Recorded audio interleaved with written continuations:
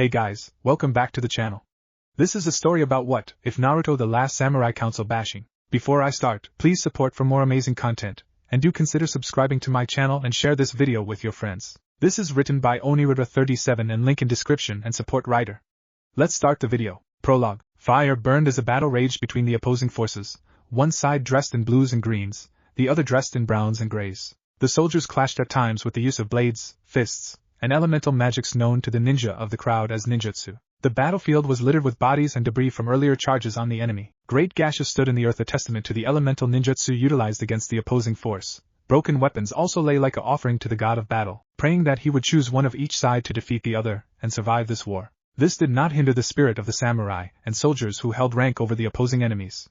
Only the cold embrace of death stopped their march upon their enemies. The forces in brown broke rank to show the enemies in green. A single man walked through the gap. He continued walking and stopped a stone's throw from the opposing enemy's line. He was dressed in a crimson kimono, tied with a black sash holding it closed. On the left side of the sash an okatana rested with a wakizashi in the knot of the sash, securing both of them from being jostled or dislodged from their place. This look was completed by a black haori over it all, hiding his arms from view. They were immediately wary as the man's chakra flared and caused several of them to break out into a cold sweat. The single thought was, we may lose without reinforcements quickly. Several ninja charged the man, who did not move. The first lunged with a kunai only for the man to seize his hand and neck, twisting both, disarming him and breaking his neck. He snatched up the offending kunai and threw it, embedding in the head of another ninja. The remaining made a signal, and more came to the pair as the ninja drew his weapon, a short wakizashi, and faced his opponent. Who are you? The ninja called as he took a short stance. The man looked at the ninja and shook his head. I am a Hojo Sanaruka, a samurai that my lord has sent to aid Tsuchikuchi-san. The ninja bristled at this remark and yelled back. Who the hell does your lord think he is? This is a ninja war. There is no reason for him to meddle in affairs that he has no rule in. The ninja leapt back as the pair behind him released twin cries of Katan. Great fireball technique. He should have paid better attention. He would have actually been a threat. The ninja quieted as the flames dispersed to show him unharmed except for smoking clothes. The ninja bristled and took into account his weapons. The okatana was of average length, but that is where its similarities ended. Its pommel was made of some blinding white stone. The handle was gray, wrapped in a black cloth portraying hexagons by their pattern. The guard was made of the same white stone, but was cast in the shape of a koi fish wrapping itself around the center. Two startling purple ribbons were attached to the guard and blew in a non-existent wind. The sheath was gray with black spiraling patterns. The wakizashi held the same designs except for the absence of ribbons. The man rested his hands folded over the handle of the katana. All in all, they were both exquisite weapons. Samurai, draw your weapons. He shook his head. I draw my weapons when it is required, never any time else. The ninja began to redden from anger at being declassed as a threat. I'll show him why the Uchiha clan is feared. Very well, then I'll make you draw your weapons, Sharingan. The man's eyes changed from black to red and held three black tomos around a center. The man known as Hojo tensed as the Uchiha charged with his wakizashi and swung. Hojo grabbed the blade and snapped it from the handle and tossed the blade through the chest of another charging ninja. He then grabbed the Uchiha by the neck and choke slammed him off his feet into the arms of three more allying ninja. While this happened, one of the ninja ran off to retrieve their Hokage for his aid. Enough playing around, samurai. Katan, Phoenix Flower Jutsu. Several balls of fire flew forward at Hojo, who just batted them away with the armor on his forearms and back of his hands. The Uchiha roared and leapt at Hojo only for the samurai to crouch and execute a rising star kick, which the Uchiha dodged because of his eyes and tried a punch which hit the samurai, sending him back a step.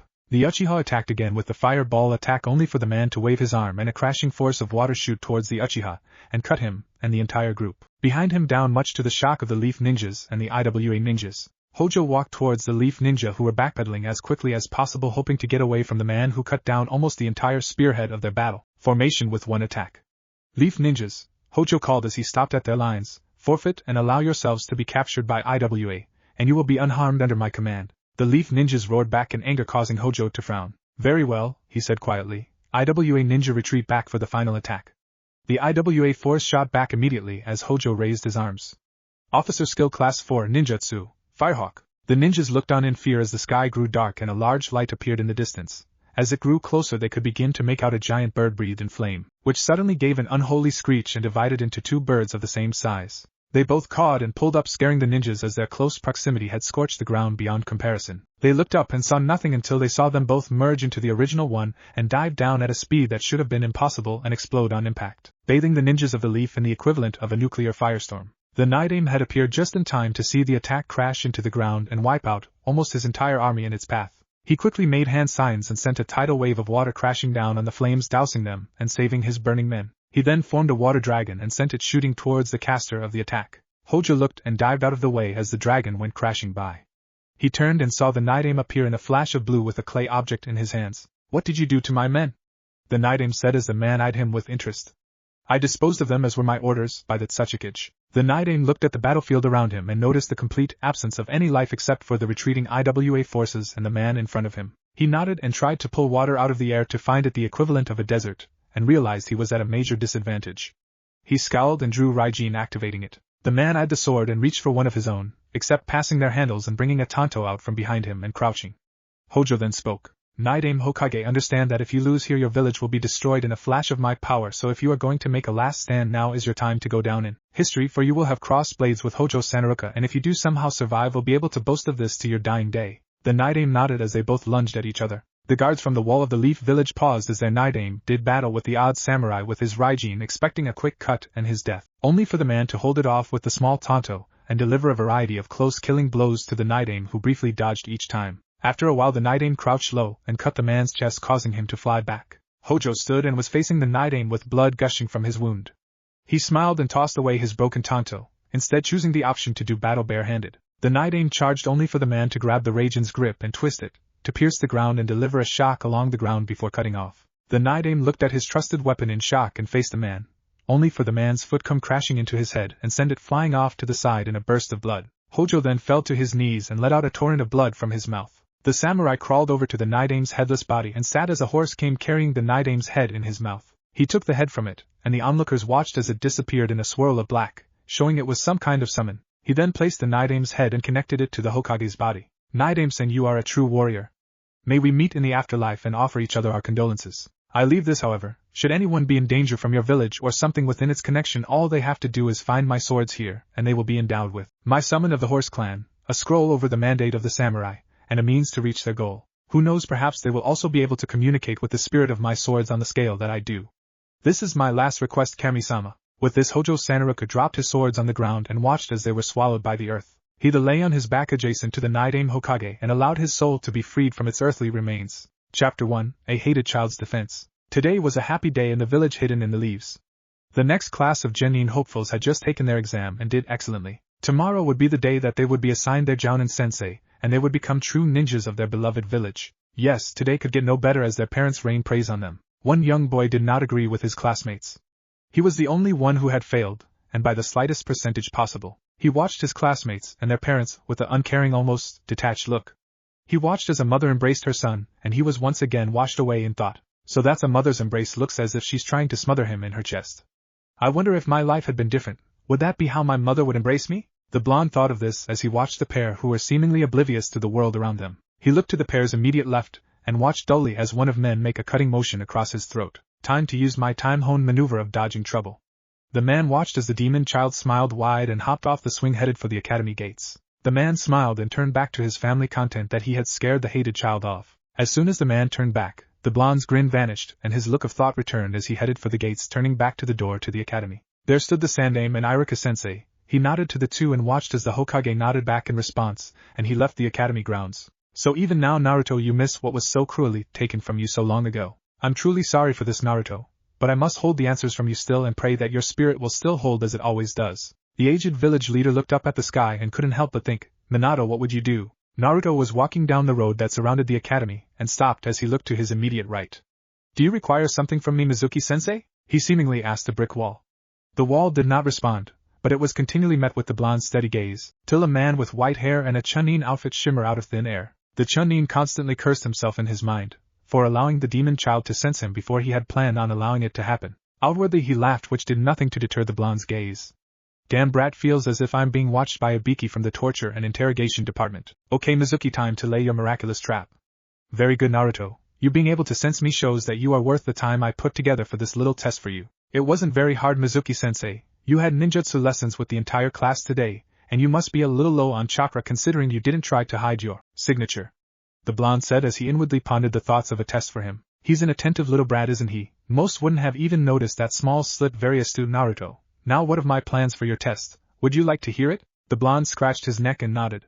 Why not? I had planned on waiting for my last chance to take the test next year, but yours sounds more interesting. He then stood still as Mizuki grasped his shoulder, and they both vanished by Shushin no Jutsu. A half hour later, Naruto sat in a tree going over the mission Mizuki had given him. So I sneak into the Hokage tower, take a scroll and meet him at this shack outside the village, seems easy enough. Naruto nodded and stood up on the branch he had been sprawled out on. He hopped forward, seizing a branch and swinging himself off into another tree towards the sunset, and his goal. An hour later, Naruto sat in the chair in the receptionist's cubicle looking down at the unconscious lady who had almost blown away his entire cover with her loud-ass yell. He shook his head and searched the drawers, finding a floor map that showed him where the target would most likely be and the list showing the time for the next guard switch. He nodded and memorized the writing on both pieces of paper and turned to leave, only to catch a picture out of the corner of his eye. He turned to saw a picture of the young woman who was obviously the receptionist, holding a baby girl. Naruto stopped and looked back at the lady and propped her up in her chair so that she would awake in a comfortable position.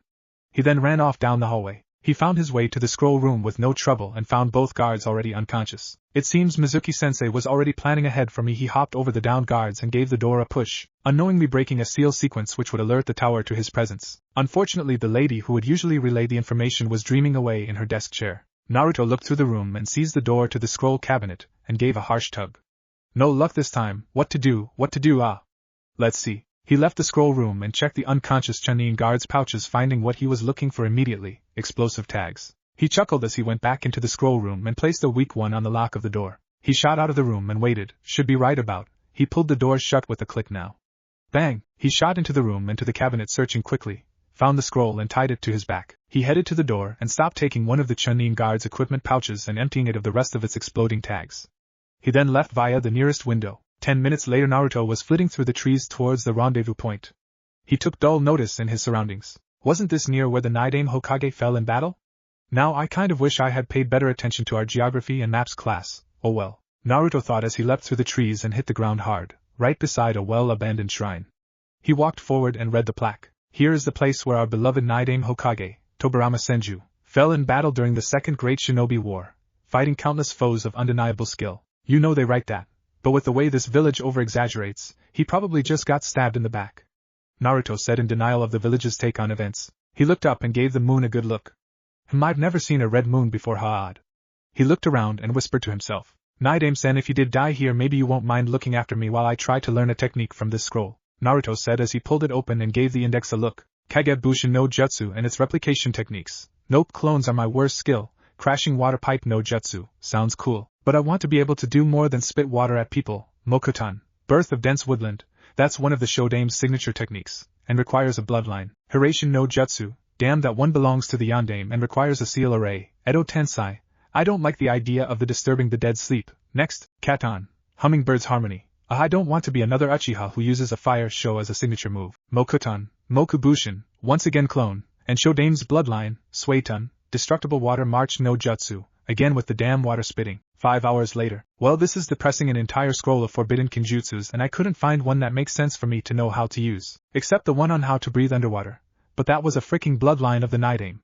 Naruto looked up and clapped his hands together and looked skywards. No offense meant, Naidame-san. Naruto looked back at the scroll and thought about all of its techniques. That's perhaps the greatest collection of techniques in the entire village, and I couldn't even find one that was even close to resembling something I could use. Maybe being a ninja just isn't the best path for me. No more going to the academy, no more getting glared at, no more people trying to squash me like a stepping stone in their goals, and perhaps maybe I could leave and go to the capital and join the daimyo's military instead. Yeah, I'll tell Gigi in the morning that I have had an epiphany, the likes that rarely ever happens. Naruto nodded and rolled up the scroll just as his sensei Iruka landed at the edge of the clearing. Naruto waved lazily at his sensei. Hi Iruka-sensei, took you longer to find me than I actually thought it would, but I'm ready to go back. You can tell Mizuki-sensei that I really don't care about being a genin anymore. I'm not going to be someone who just dies for no reason. So I'm guessing that you found me that Mizuki-sensei hasn't got done with that C rank that Hokage-san gave him, he said as he sat down and pulled off his ninja gear pouch, his kunai holster and the shurikens he kept hidden in the inside pocket of his stealth suit. He unwrapped the cloth covering his face from view. While Iruka heard Naruto speaking, he couldn't believe what he was being told. Mizuki is a traitor? Naruto doesn't care if he graduates? He has full tactical gear? Triangles have 3 sides. Ha ha ha ha ha ha, Jamon, that's funny. Okay, just kidding. Back to the story. Just as Iruka was beginning to fully comprehend what was being said, he spun and kicked out at a shuriken, resulting in a massive gash in his leg, and he fell wincing in pain as it coursed through his limb. Mizuki then hopped down at the edge of the clearing where Iruka lay wallowing in pain. So Naruto, you're here and not a second too soon. Good, now hand over the scroll, or you can wind up like your useless sensei here. Mizuki said as he gestured to the pained Irika. Naruto looked at the two and towards the forest behind him, then back at Mizuki, who just glared at him with the equivalent of one of the villagers that hated him. Mizuki-sensei, normally this is where two ninjas would exchange witty banter and do battle till one or both were either incapacitated, or more likely dead. But you forget one thing in your facing me. Mizuki snorted. And what is that, demon brat? That is the small fact that I am not a ninja. And with that he hopped into the bushes and disappeared, shocking both the seasoned chunins. Did he just run away? You little brat! Mizuki roared as he started to follow after him, only to have his leg seized by Irika. Bastard! He drove a foot into Irika's face, knocking him flat. I'll come back and finish you later. With that Mizuki disappeared after Naruto. Run, Naruto, and pray that you are capable of putting him off till the Hokage can find you. Irika then embraced unconsciousness. During this mental prayer of Irika's, Naruto had begun heading north. He didn't know anything about this direction except this is where nothing lived, due to the place being where the Kyuubi attacked. He shuddered as he remembered the stories of the terrifying beast. His gut was telling him that this night would have more mention of the dreaded Bijou before it was over. He heard something and rolled to the side and saw an exploding tag. His eyes widened as he leapt behind a tree as it went off. This won't work, Mizuki is a chunin. I can't beat him physically, so I guess that leaves for me to outsmart him. Now if I were a bloodthirsty ninja, where would I expect my prey to never go? Exactly, I'll head back to the clearing. He won't expect that, Naruto thought as he leapt off to get back to where his wounded sensei was still laying injured. Mizuki watched as a black blur shot past him about 80 yards to the right, and he smirked. Not good enough, Devil Fox, and he shot off after him. Naruto arrived about 20 yards from the clearing when he was sent flying back by a double mule kick. He flew back and landed rolling backwards a few times before he stopped. He glared forward and saw Mizuki standing in front of him with another monster shuriken in hand. What happened to you running from me? Did you realize it was useless, or are you just that stupid? Naruto glared and looked around for something to fight the crazed chunin off when he saw something he never expected out of the corner of his eye. Mizuki chuckled as the demon leapt to the side and shoved his hand in a bush. Oh, this is just great, the kid's going to fight me off with a stick, just priceless. He laughed as Naruto pulled two things out of the bushes. Mizuki's laugh died in his throat as he saw what the boy was holding. Two brilliant swords lay in the boy's hands.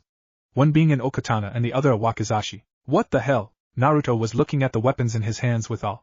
These are beautiful. Why, thank you, child. I find you quite handsome as well. Wait, these swords are talking to me. No, swords can't talk.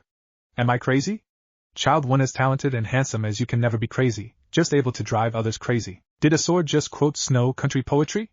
Oh sister, do wake up and meet our new wielder. He's quite handsome and has a variety of knowledge over the world. Sister, what are speaking of? We have not had a wielder since old man Sanaruka-san. That is true, sister, but do look at this one, and tell me that is not one of the most handsome faces we have had the pleasure to meet. Very well, sister, give me a minute to adjust to being awake, and I will observe the hot one.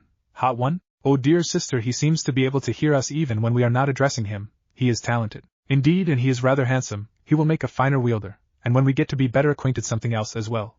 Oh dear younger sister, you are right. There will be time for that later. We've both been gone for so long without a good companion in that area. Naruto did not know what the blades were talking about, but immediately it told him that wherever this was going would help him later, but not with Mizuki. Suddenly remembering, he saw the chunin switching his giant shuriken with some truly frightening-looking kunai. Ladies? Yes, cute one. Indeed, what is it, hottie?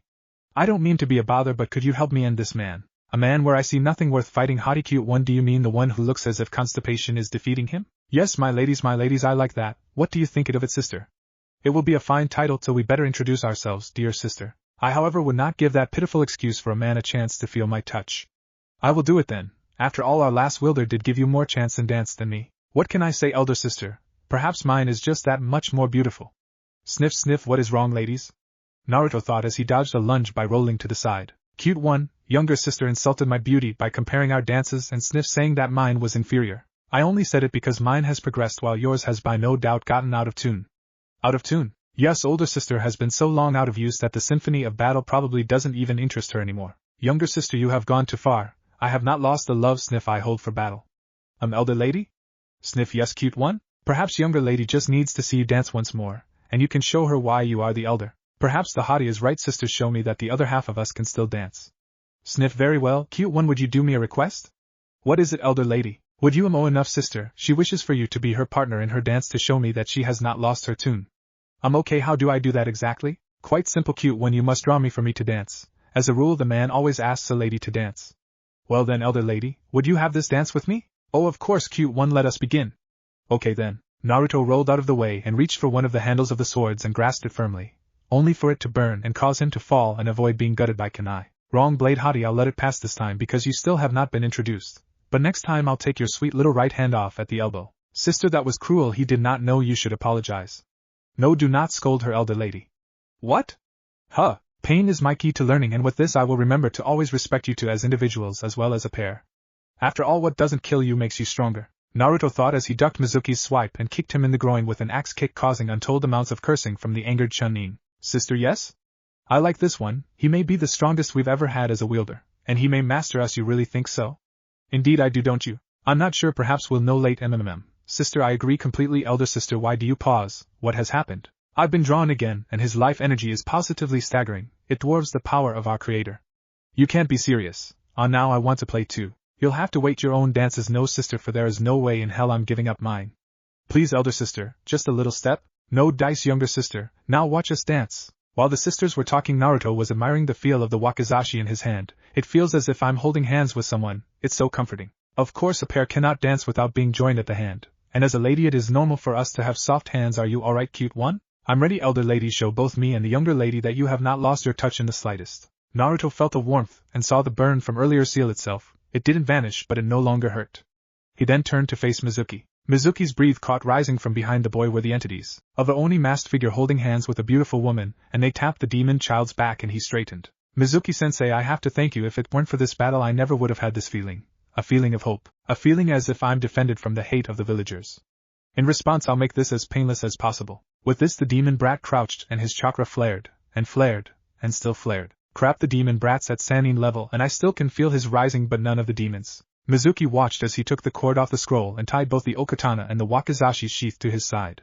He then entered a stance that Mizuki had never seen. He saw the entities embrace and then vanish, along with the brat. Naruto embraced the feeling of the air rushing through his hair. Elder Lady guided his movements as he executed perfect cuts every time he brought Elder Lady to rest on the traitor's body. He experimented by putting more of his strength into the blows and was rewarded with slashes and Elder Lady's laughing as well as cries of joy as he executed perfect blocks in time with her offensive dance, the two very soon being unable to be distinguished as to who did what. It was accompanied by the sounds of strings and flutes carrying through the forest. This is what the Sandame, as he helped an injured Irika into the clearing. The Sandame took note of the speed and precision far above the level of any genin and swore by Kami that the boy would graduate into the ninja program whether he killed Mizuki or not. Naruto soon took notice of his visitors and told Lady he needed to finish soon. She just sighed and said she expected a longer dance next time and led him through one of her, and soon to be one of his favorite finishing moves. Elder Lady lopped off one of Mizuki's legs at the knee and Naruto slammed his palm into the back of his head, sending him flipping forward onto his back. Naruto was there before he landed and Elder Lady made the smallest cut on the back of his neck, enough to cause paralysis from the neck down but not enough to stop pain.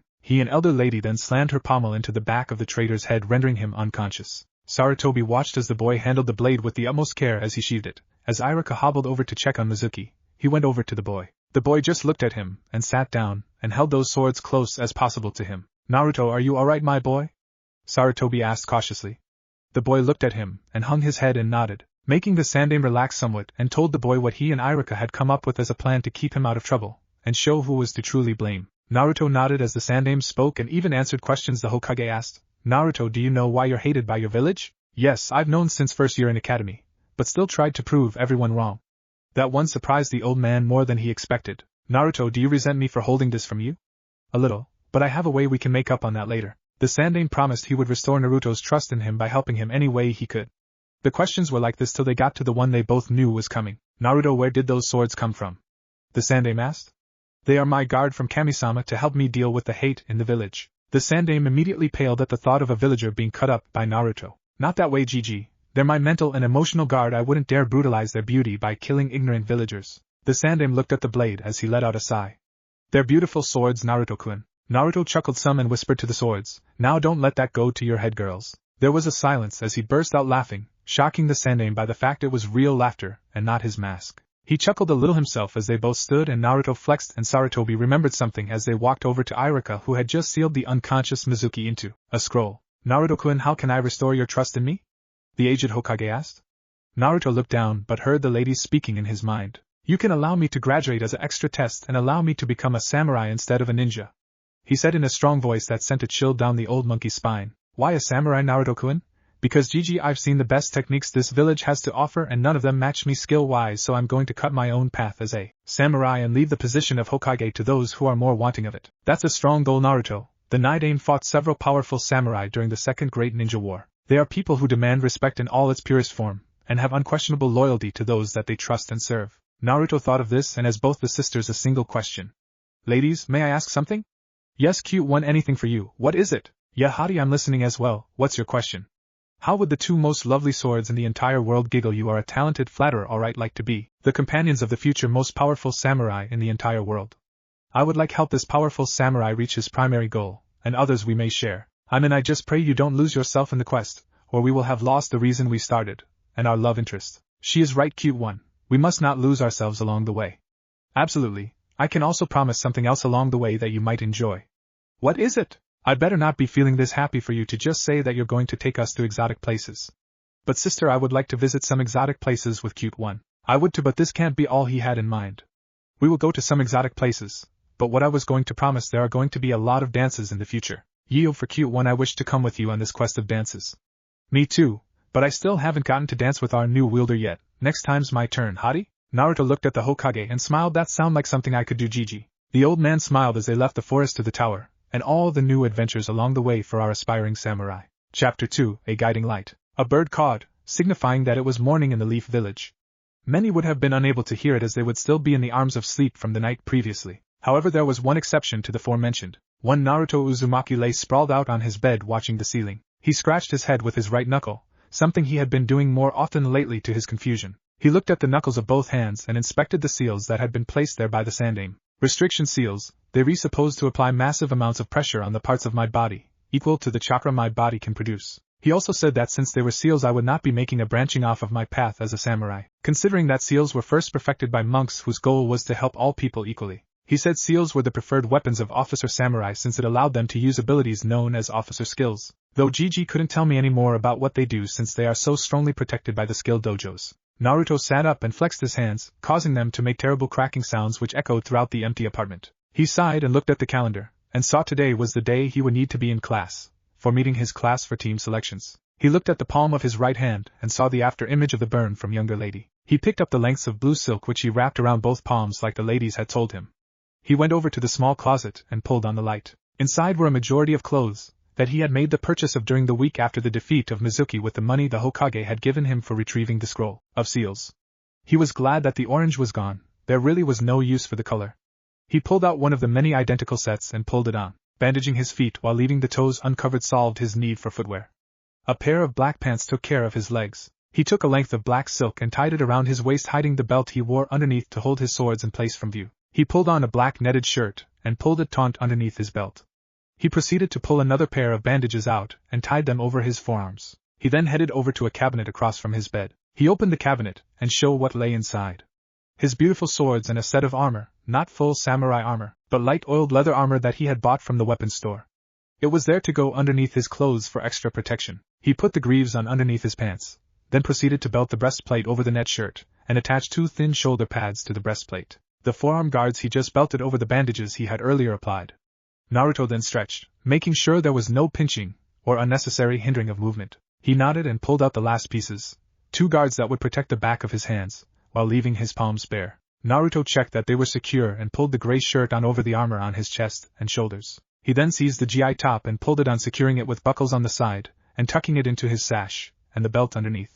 The blonde moved around and was amazed at the feeling of such lightness. I will most definitely continue doing my business there. This is perfection for my new status and job, Naruto thought as he pulled on a gray haori, with the symbolized emblem of a koi fish on the back, and where a breast pocket would be. He pulled both the ladies from the cabinet, and securely attached them in place before rotating in what was left of the broken mirror in front of his bed. Well ladies, what's the final say? You look like some fairy tale hero, who would rescue a princess from a monster. Sister is right, Hottie, I approve. But what does the fish symbol represent? Good question. What is it, cute one? It is the symbol I will use to portray myself to my future lord and enemies. Naruto heard them both agree and said that it suited him. He gave one last stretch and checked for any kinks or pulls. Finding none, headed out to the academy. 3 hours later, Naruto stood in front of the academy and looked at it, and then fished 2 things out of his pockets. One was a band that he used to put his hair in a rat tail, and the other was the village headband, which he wrapped tightly around his left bicep. He looked skyward and let out a sigh. Just as he was about to step inside, elder lady's voice stopped him. Wait, cute one, I sense something. Naruto stopped and looked around, his hand disappearing into his haori to a small tent that the sisters had bullied him into purchasing. for a point in the future where he could not use either of them. His hand wrapped around it gently, and scanned around his body, tensing slightly. What is it, elder lady? I sense a pair of old friends coming. Very fast he should be here after you meet with your sensei. Are they a threat? Not to you, Hadi. But when they do get here we will also have our formal introductions. Why wait? I still don't know your names. Good things come to those who wait, cute one. Indeed they do, so please just wait till they get here for introductions.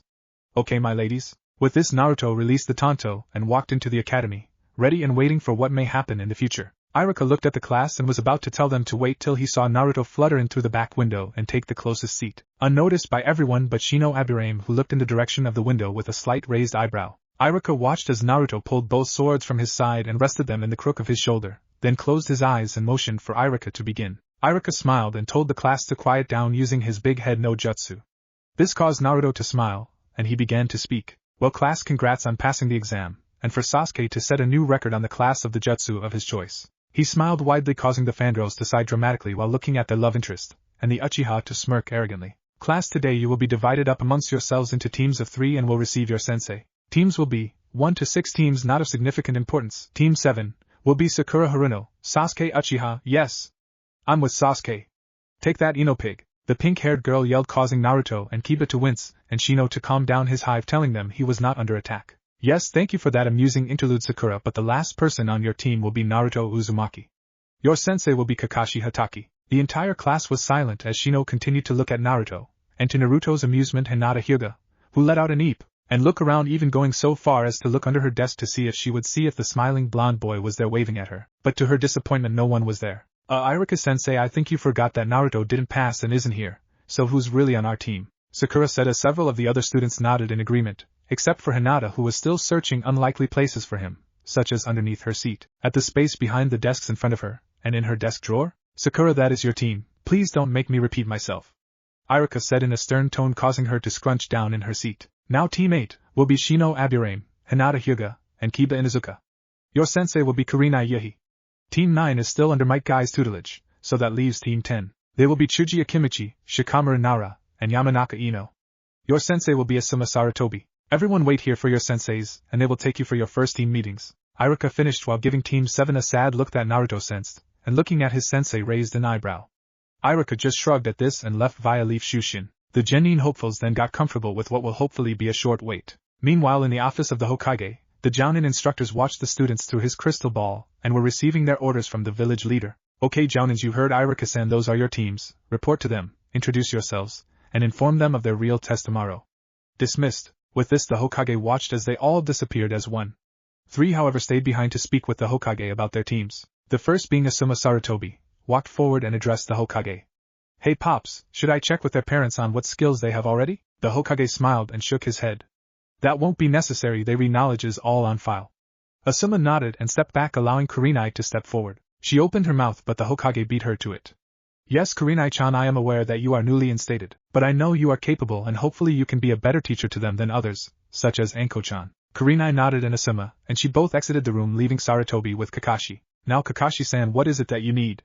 The Jounin looked up from the little orange book he was reading and nodded, putting it away. Yes, Hokage-sama. I was under the impression that the Uzumaki boy had failed and I would have 2 team members. What happened exactly? He asked, looking at the man intently. That, Kakashi, is something you'll have to learn by testing them. But do be careful, your group may be a little spirited and more of a challenge than you bargained for. The Scarecrow Jounin smiled back as he headed for the door. Of course it has the young Uchiha prodigy, Hokage-sama. What else were you expecting? After all, I do have to train him in his bloodline. With this, Kakashi left, closing the door with a soft click. The Hokage smiled and looked at where the Jounin had departed. I was personally talking about Naruto-kun, but he'll learn that later. I do hope that Naruto-kun doesn't injure Kakashi too bad, which might light a fire underneath our proud last Uchiha. Saratobi smiled as he refilled his pipe and turned to face the village out his wide window. Actually, give him hell, Naruto. 2 hours later, 3 teams remained in the classroom waiting for their senseis. Just as they were about to complain, the door cracked open and revealed 2 people. The 9 people just observed the people with a variety of expressions. The first one was a woman with dark hair and red eyes and appeared to be wearing a long scroll that covered her entire body. The second was a man with a trimmed array of facial hair smoking a cigarette, and wearing an odd banner-like thing from his Jounin uniform at his waist. The 3 teams looked at the 2 Jounin and at each other, wondering who went with whom. Still no one noticed the blonde in the far back of the room except the Jounin and the Aburame.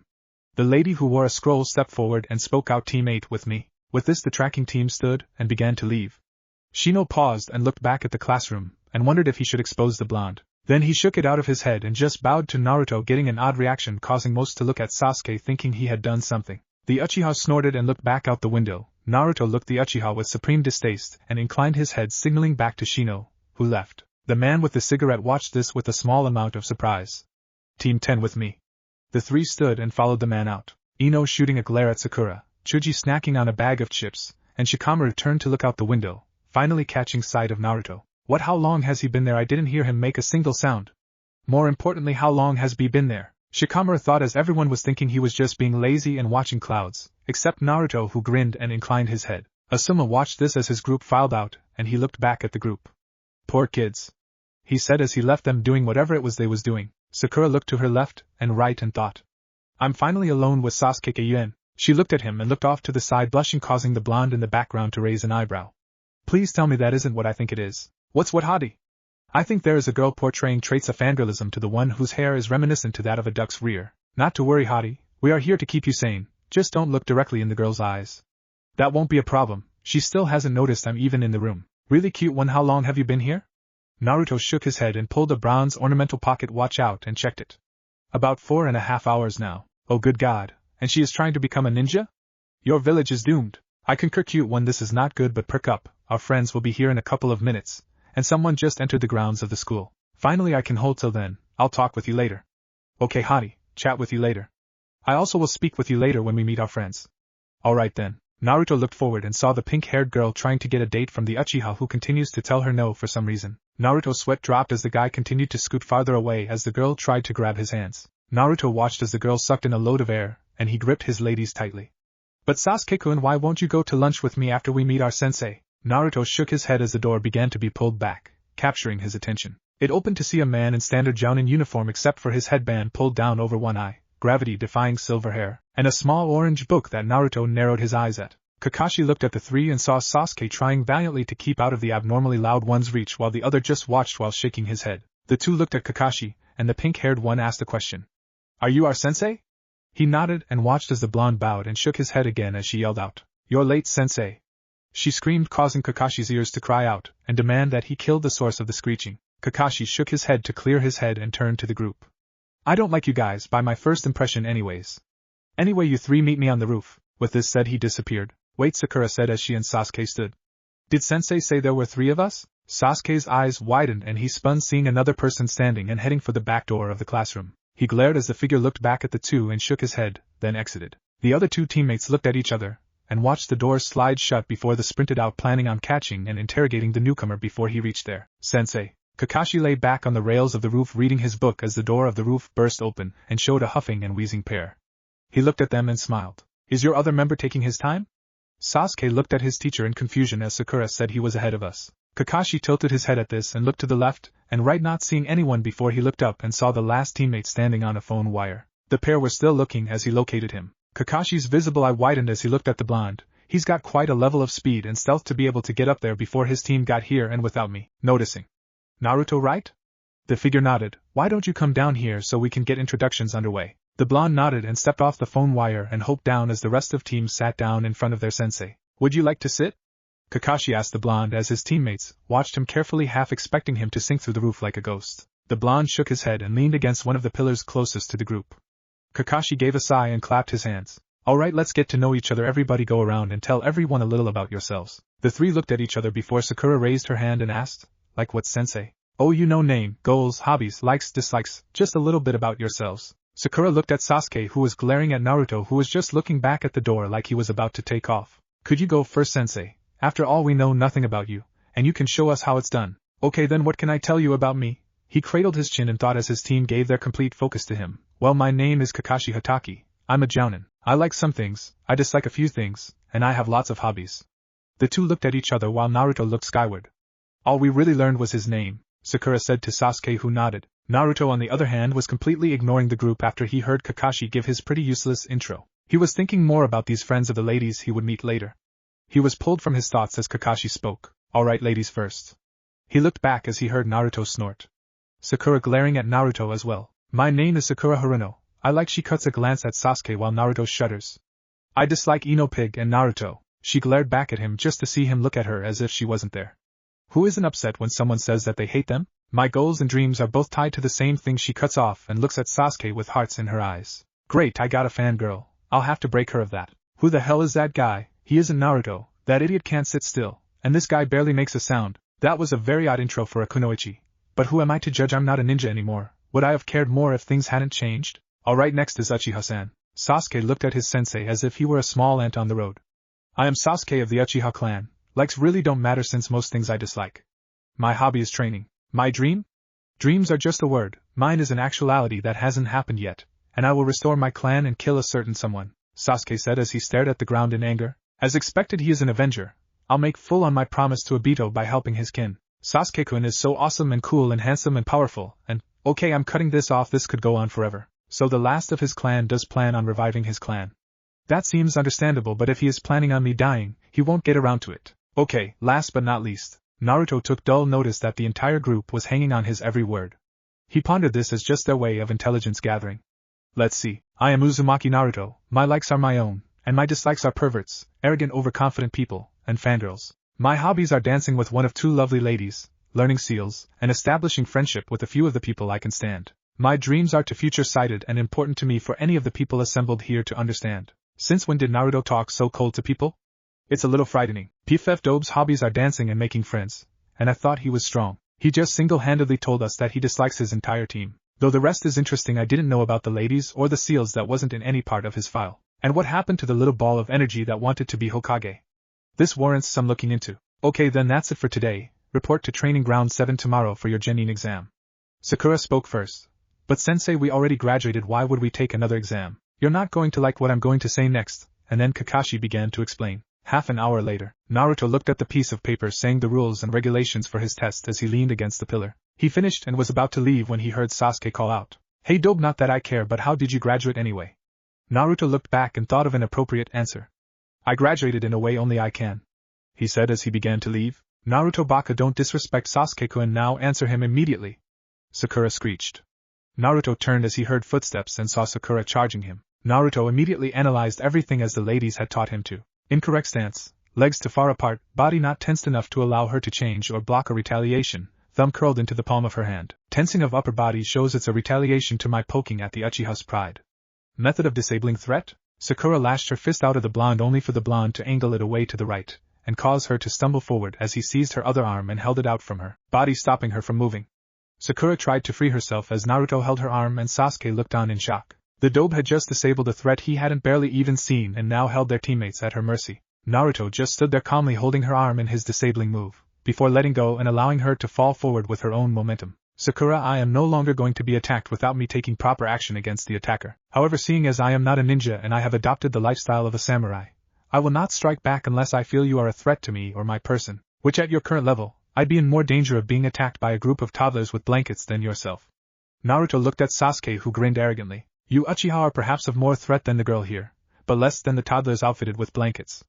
Good day, till tomorrow. Naruto then walked over to the edge of the roof and hopped over the railings, causing the pair to run over and see him walking towards the training grounds without a care in the world. Naruto was at this point taking the directions given to him by the ladies. As he followed their instructions, he came to a training ground with nothing but grass as far as the eye could see.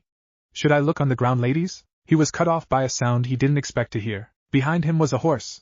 Naruto had rarely seen horses in the village, but he could tell this horse was a fine animal. He could tell by the way it carried itself that it was a strong and proud animal. Its black hair cascaded from its neck and tail, while its skin held a brown tone. He took notice of two things on its back. One was a silk bag and the other was a turtle. He tried to radiate calmness until the turtle spoke. Don't look at us like that, boy, we're not stupid. Naruto's surprise turned to anger as the turtle referred to him as boy. He walked towards the pair of creatures till he felt the sword's pulse. He looked down and saw them both glowing and getting brighter until in a flash they were both quiet as if they were no longer there. He looked around until he noticed the turtle was talking to two young ladies. Ladies? He asked, awestruck. They both turned to him, and he felt as if he were hit by a bull. They were both beautiful. Same dark hair, same porcelain skin, their figure differed, but that made him realize that they were just showing the difference in their age. He noticed the elder sister wore a hair ornament and had warm brown eyes, while the younger wore purple ribbons in hers and had a pair of blue eyes almost like his. They both smiled and came over to him before embracing him both at once. Naruto was in shock as he watched the younger go back to the turtle and the elder stroke the horse's neck. Ladies, what happened? Are you leaving now that your friends are here? He asked, his emotions coming to the surface, and he felt fear, sadness, and the thought of loneliness come rushing back. The sisters looked at him, and then to each other before the elder walked over and took Naruto's hand, leading him over to their group. We are not going to leave you, cute one, we just took out other forms so that we could better introduce ourselves and our friends. Naruto let out a breath as he sat down across from the horse. The sisters exchanged a look. They may have not inhabited their sealed states, but they could feel his emotions through the bond they had created with elder sister in the battle with Mizuki. No, cute one, we promised to help you after all. Why would we leave just as we had barely met in the moon's cycle? The eldest said as she held Naruto's hand and stroked it, calming him down. Younger sister then took this time to speak. Yeah, Hadi, after all you promised us a journey in which we could dance. The horse gave a whiny that Naruto thought was a laugh. Well then, sisters, why don't we begin the introductions? Naruto asked as they both smiled as his emotions turned to happiness. Of course, cute one, this magnificent creature that you see before you is named Palm. He is a commander of the horse summon contract, the first son of the summon boss, and he my and my sister's own favorite. His last owner was our last wielder Hojo till he fell in battle and Palm had to depart for the summon realm. But now that you are here, he will tell us if he wishes to become your steed. Naruto looked at the horse. He then stood and walked to the horse, staring into its eyes. Ladies, his eyes are like mine. The sisters looked to each other and applauded themselves inwardly. Yes, Hadi, unfortunately Palm is not liked in the summon realm due to his title and our favoring of him over the others. But that's because we just couldn't help but love the big baby. Younger lady said as she embraced the creature's neck. Naruto looked at younger lady, then back to Palm and looked at the ground. Then he looked at Palm. Palm? The horse whinnied. Would you like to go for a run? The horse whinnied and turned its side to Naruto. You want me to get on? The horse nodded and Naruto swung himself onto Palm's back. Okay, cute one, do be careful. Palm has an interesting ability that may shock you. Elder lady was cut off as Palm took one step and shimmered from existence. A minute later they appeared as a dot on the horizon, a shimmer later and they were back, both the pair grinning with excitement. They continued this for a while till Palm was told to stop messing around with by the turtle. Palm looked back at Naruto and nuzzled its head against his leg. Elder lady smiled as younger lady made sure Naruto was alright. Naruto sat back down as Palm lay down as well next to the group. Next on for you to meet is our teacher. Naruto watched as younger sister held the turtle up to eye level with Naruto. This little guy is Guren. Naruto looked eye level with the turtle till in a poof, the small turtle was gone, and in its place was a turtle that came to eye level with Naruto while he was in sitting position, roughly the height of a small child. He wore a sash around his shell with the kanji forethought. Now listen here, young one, I won't be disrespected. The girls get away with it because I helped raise them. But no leniency for you. Naruto nodded and disappeared, causing everyone in the group to go wide-eyed. A second later Guren was lifted in the air from below, and they all saw Naruto holding him up. Guren realized this and gave a larger poof till he was the size of a small car. Naruto winced under the weight, while the sisters pleaded with Guren not to crush their new wielder. Naruto then began to focus energy to his restriction seals and release them one by one. Guren was laughing as Naruto was getting closer and closer to the ground, much to the sisters' dismay, until the turtle felt something release underneath him, and he was thrown through the air. The sisters looked at Naruto, and saw several seals glowing a bright blue. As the turtle came crashing down, the girls covered their faces as it impacted where Naruto was standing, and the place was surrounded in dust. It dispersed to see something the girls hadn't seen since they were both little. Guren was being held in a vice grip off the ground and he couldn't move. They were quiet as Guren began to laugh, followed shortly by the sisters. Boy, you are impressive. Not even the girl's father would have been able to catch me in that fall and hold me this tight. How long have you had this strength? Naruto let out a harsh breath and replied, I just learned how to increase the power of my body with the restriction seals as I threw you into the air. Guren laughed, disappeared. What? The turtle changed size again and fell through Naruto's arms, then changed back to the height of a small child. What kind of creature gave you the seals? Answer me. The turtle said as it knocked Naruto down. My village leader gave them to me as a way for me to become a better samurai. The turtle's face turned red. You mean to tell me a human gave you these seals? The blonde nodded. The turtle suddenly paled. You were able to do that with an incomplete resistance seal. The blonde looked at him with anger. Gigi is the best seal master in the village. I won't have you disrespecting him. The turtle paled again as he felt the boy's rage. Dear Lord, this is not good. He bottles his emotions and activates them at will. Plus he was able to do that with a bastardized version of the true seal. Boy, please calm down and let me look at your seals. To think I can help you make them reach your full potential. Naruto looked at the turtle with a cold glare which spooked Guren and turned to the sisters, who nodded. What will you do to the seals if I let you see them? The turtle gave a deep breath and let go of his emotion. Humans have never been taught the true art of sealing like we summon elder summons have. Therefore every seal on your body is a direct insult to me and the elder summons. So will you allow me to complete them? The blonde looked at his seals and then thought of something. I will let you. The turtle smiled, on one condition. The old turtle nodded. You take me as your student and teach me the true art of sealing. The sisters gasped and rushed over to stop him till Guren raised a paw. Boy, this will make you more than just a samurai. You would become a sage as well, and you need a contract and a bond with the keepers of said contract. Naruto nodded as he looked at the turtle. What is a sage? but a samurai that uses knowledge instead of a blade, and I'm sure if I talk to Palm he will allow me to summon horses." Palm nodded from where he was chewing grass. Guren nodded and said this would happen as the horses were one of the elder summons. Naruto left with Guren and allowed him to complete his seals, and he allowed Naruto to ask him questions about the sisters which he barely answered, telling him he should ask them himself. They continued the process till the sun began to fall. 2 hours later, Naruto arrived back to where the ladies were taking turns riding a speeding blur that he guessed was Palm. They saw him and Guren, who was resting on his head as a small turtle, since the ceiling exhausted him. The sisters sat as Palm breathed on Naruto's hand, and he saw a tattoo of a horse at rest, encircled by 3 bands. He asked Guren about it, as he certainly couldn't ask Palm. "Boy, it's a summoning tattoo. It's an honor blessed on those who are truly powerful summoners, and is the one thing a human must have before becoming a sage and everything in title. Though I've heard that ninjas do their summon by blood, this is the pure summon. It's done by life energy, and when the creature comes it will take a formidable amount of your life energy, or chakra as you're used to calling it, to bring the creature forth. When it expels its essence, the life energy will return to you, unlike the stupid things that ninjas do squandering their energies. Now let an old turtle nap, I'm exhausted." "Yes, Guren-sensei, it's been a while since anyone called me that. I've always enjoyed the title. After all, turtles love to teach, so we learn just about everything possible in the world." Naruto smiled as he sat across from the ladies. "Well, now the one I've been waiting for, ladies first." Both girls whispered to each other until the younger one faced Naruto. "I am the younger of the sisters, I am Kaine of the South." She paused as she fixed one of her ribbons in her hair. "I was trained under Guren-sensei, and was being groomed to be the next guardian of the South lands beyond the elemental nations." The older lady bowed her head and looked into Naruto's eyes as she spoke. "I am the elder of the sisters, I am Shinobu of the North." She played with a piece of grass as she continued. "I too was trained under Guren-sensei, and was being groomed to guard the lands north of your nations." Naruto looked at both ladies and cleared his throat as he spoke softly. "I am Naruto Uzumaki, an orphan whose life was changed by a hateful childhood because he was the reason a great demon was held at bay. But now things are changing, as I will become a samurai, a sage of the Horse Clan, and the next pupil of Guren-sensei." The 3 sat there with the awakened turtle and a quiet horse. Naruto looked at everyone and said something that surprised them. "If you wish to be free from me, I can relate, and will return the gifts you've given me. I now only wish I had gone first so that you didn't have to learn this way." He then looked to his right to see the horse look at him, and whinny something that he thought meant "don't be an idiot." He looked to the girls and saw them both come to each side of him and embrace him, saying that they would never betray him like that, and they both vanished into the swords. He pulled both blades out, and his hunch was right as he saw their names appear on their respective blades. He thanked them and slid them away into their sheaths, then looked up to Guren-sensei, who dropped something into his lap. He reached down and picked it up to get a better look at it. It was a long knife with a sheath made of turtle shell and a handle made of a bleached bone. He was brought out of examining it as his new sensei spoke. "You know I've given something to every student I've taught. Shinobu got that hair ornament made of blue diamond, and little Kaine got those ribbons blessed by the Turtle Clan. But this is something someone in your position can truly appreciate. This knife will replace that ridiculous little tanto the sisters bullied you into buying. The handle is made of the bone of the girl's father. It will repel any and all demon life force, no matter how weak or strong. The blade is made from my teeth. It isn't the strongest material, but you'd be hard-pressed to find something stronger than it. The only thing I know that can dent it is the swords the girls inhabit. Now let's go home, boy. Palm, you head off as well, you're too big to hide." The little turtle yelled as Palm nodded and Naruto stroked his mane. "Good night, Palm." The horse whinnied and disappeared in a blur, and Naruto left for the village with the stars and moon high above him. Even though the path was dark and hard to see, Naruto didn't care.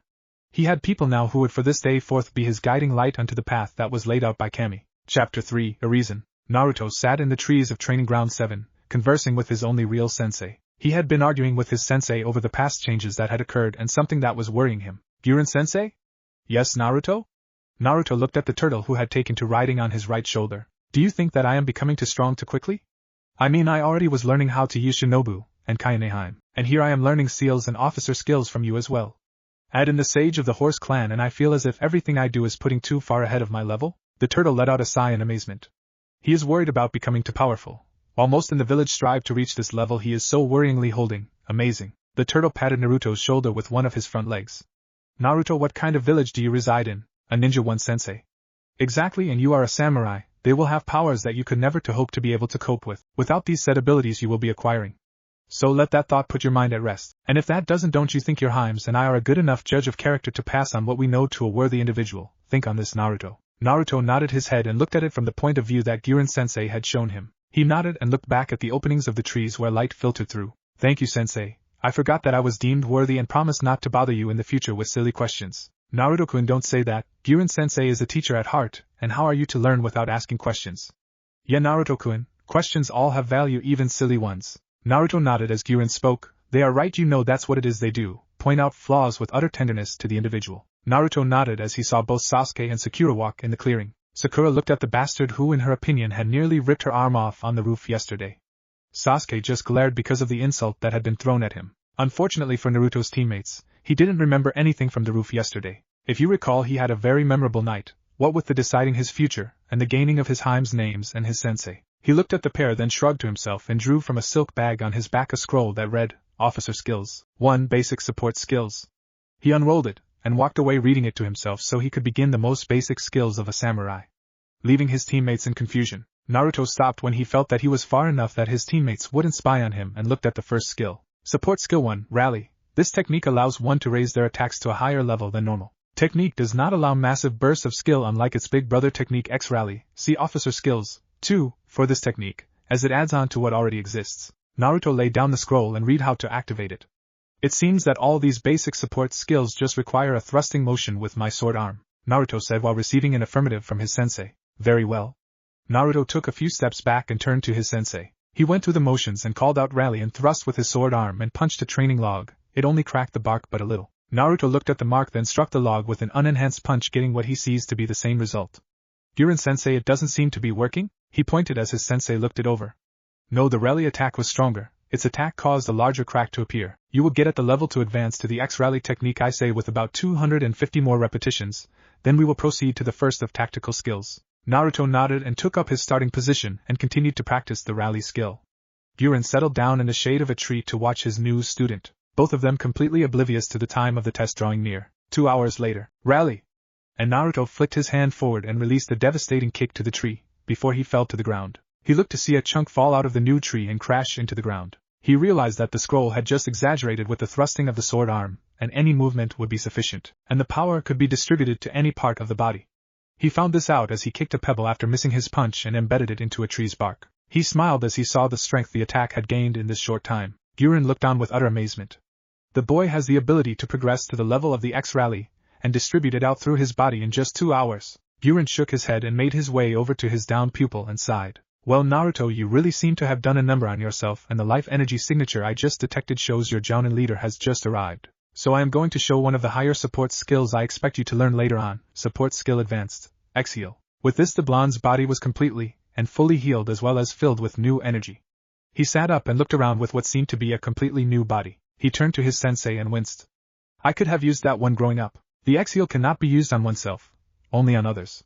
It seems that I should make teaching you the heal skill of more pressing importance, if this is how you train normally. Naruto looked at his sensei and said, Guren-sensei, why couldn't you do this to all my future exercises and I could be ready to learn seals all the quick. The X-Heal is not a play toy. It completely fills and heals the body with new energy, but not without the price of being used in tandem, killing the body's own ability to heal itself in time. Now on this happy note, let us go and take your leader's test. Naruto nodded and placed Guren-sensei inside his Haori, allowing him to rest in the inside pocket. While Naruto took off running to where Kakashi was supposedly, Naruto arrived on a tree branch and watched as Kakashi explained it, and he immediately understood.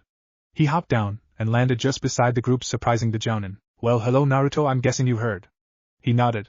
Then everyone get ready, steady, go. With this they all took off, Naruto back a few feet, and his teammates into the trees. You know Naruto, I said you could go. Naruto nodded and settled in a stance. Kakashi looked at him in disapproval. I am a Jounin, Naruto.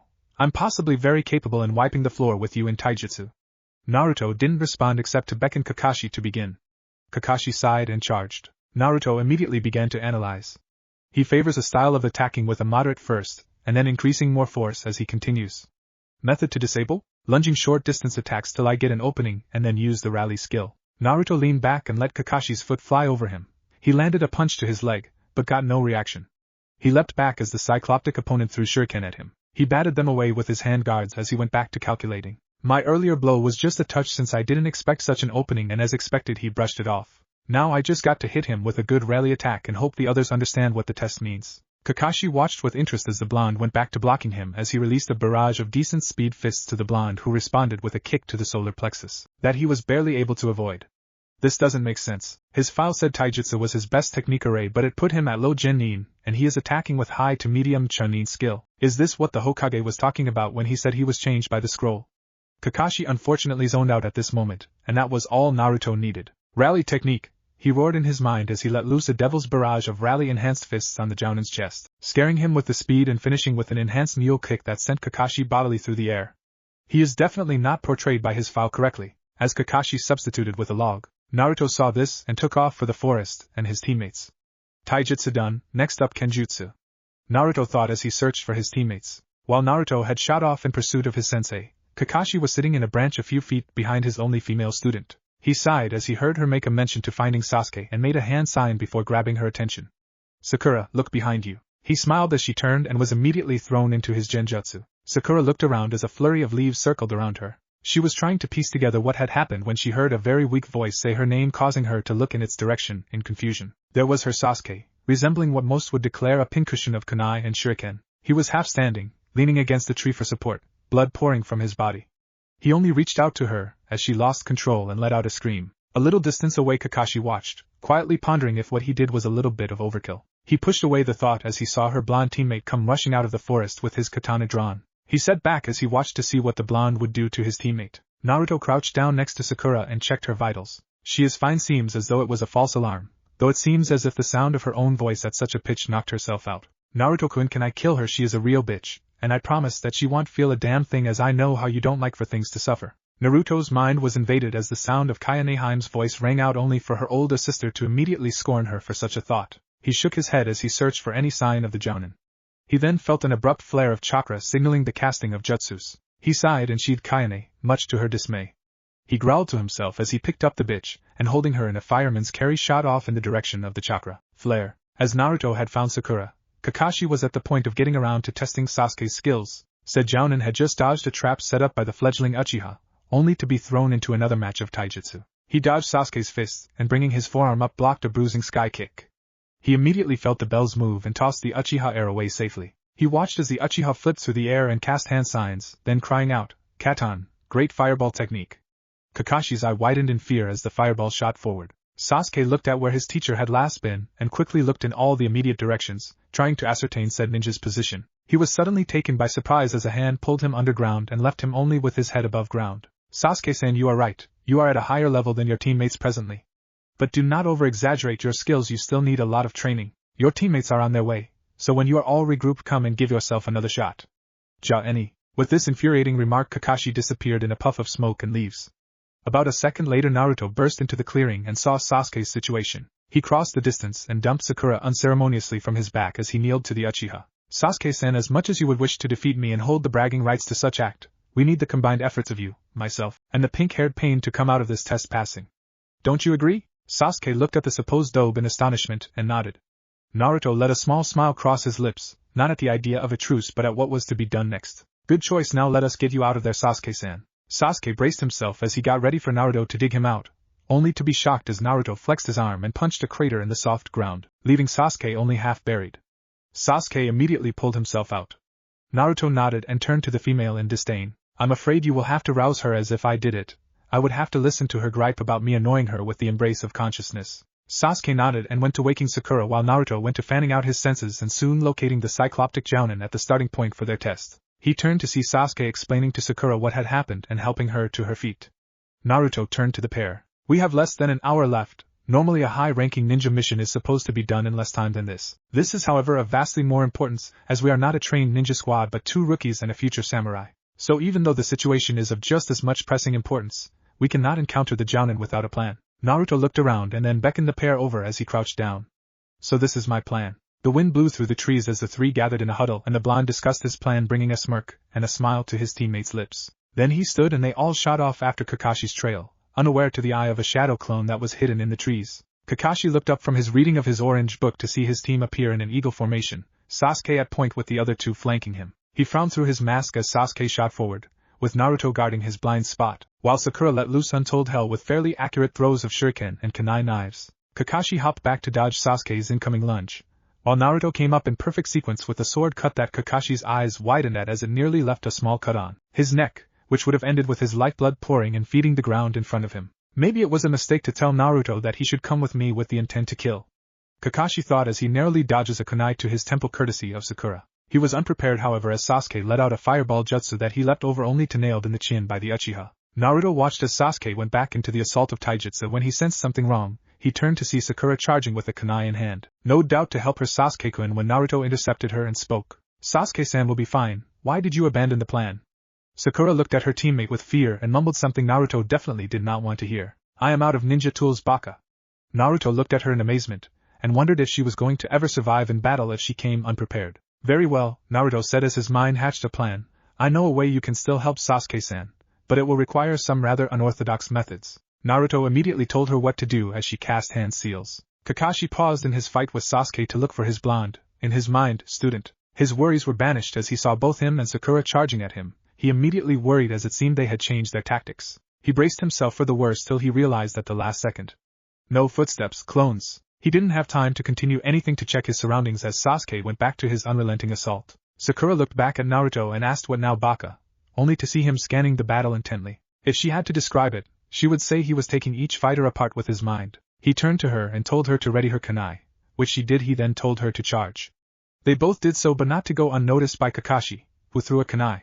Naruto watched the kunai as it flew towards his teammate's head. He calculated its trajectory as it neared his teammate's head and grabbing her by the back of her shirt pulled her down, and batting it away as it passed over her head. Naruto then spoke something she could not hear and threw her at her sensei. Kakashi turned at the sound of a scream only to be slammed in the gut by his only female student's forehead. This sent him rocketing backwards from the impact only to look at his left and see his sword-wielding student cut the bells from his waist and hop back to his teammates just as he landed. The alarm rang. Naruto saw that Sakura was glaring at him and Sasuke and Kakashi was looking at him stunned. Perhaps it was the fact that he had released the resistance seals on his right arm and used the rally skill to turn his pink-haired teammate into the equivalent of a human battering ram and use it to send his squad leader hurtling back 80 feet. He looked at his teammates and the jounin with a raised eyebrow. What is wrong? We had limited time to achieve the possession of the bells. I only used a method that ensured I got them. Wasn't that the purpose of the test? Naruto said as he and his Heims were laughing their asses off on the inside. He could also hear the distinct chuckling of Girin-sensei from inside his Hayori. Kakashi's sweat dropped at the blonde's forwardness. He smiled as he drew an orange book from his pouch and casually addressed Naruto. Well, you have both bells, Naruto. Who else will you allow to pass? Kakashi asked, honestly having no clue to the blonde's answer, taking into account that every time he made expectations of this particular student, said student blew them out of the water. He looked up at the sounds of bells ringing and saw that Naruto had drawn his wakizashi and threw both bells into the N with 2 cuts, split the M equally into halves, making 4 pieces in all, and tossed one to everyone at the jounin's astonishment. There you go, now everyone has a part of the original bells and you can't pass any of us without passing all of us. Naruto said as he walked and leaned against the tree. He is truly remarkable. A ninja would have just given one to either comrade, that was the most use. But he splits the spoils equally as to right his wrongs and still hold his honor in its purest form. Kakashi looked at the student that had done this test with seemingly less difficult than his teammates. Alright, you do all pass, but only if Naruto can answer one question, Kakashi said as he put his book away. Naruto, why did you split it equally between your teammates, yourself and me? Naruto smirked, causing the Cyclops to raise his visible eyebrow. You couldn't think of a harder question, Kakashi? He laughed, and the entire assembled group was enchanted by the pure and almost angelic sound that came from the sword wielder. Simply put, Kakashi, I did it because it was my choice, and I could. With this, the blonde turned on heel and left, seemingly bobbing his head to some non-existent tune. His teammates looked at their sensei and he just shrugged. What? I said you would all pass if he answered the question, which he did. Report here tomorrow at 6 o'clock HRS for your first mission. With this, their pervert sensei disappeared in a swish of leaves. The pair looked at each other and both disappeared after the blonde, one desperately trying to outrun the other's offer of a date. Chapter 4, Training and a Fiery Soul. Naruto Uzumaki, you get your ass back here! Naruto sweat as he heard his pursuer chasing him. Honestly, he didn't know that it was a mixed bath.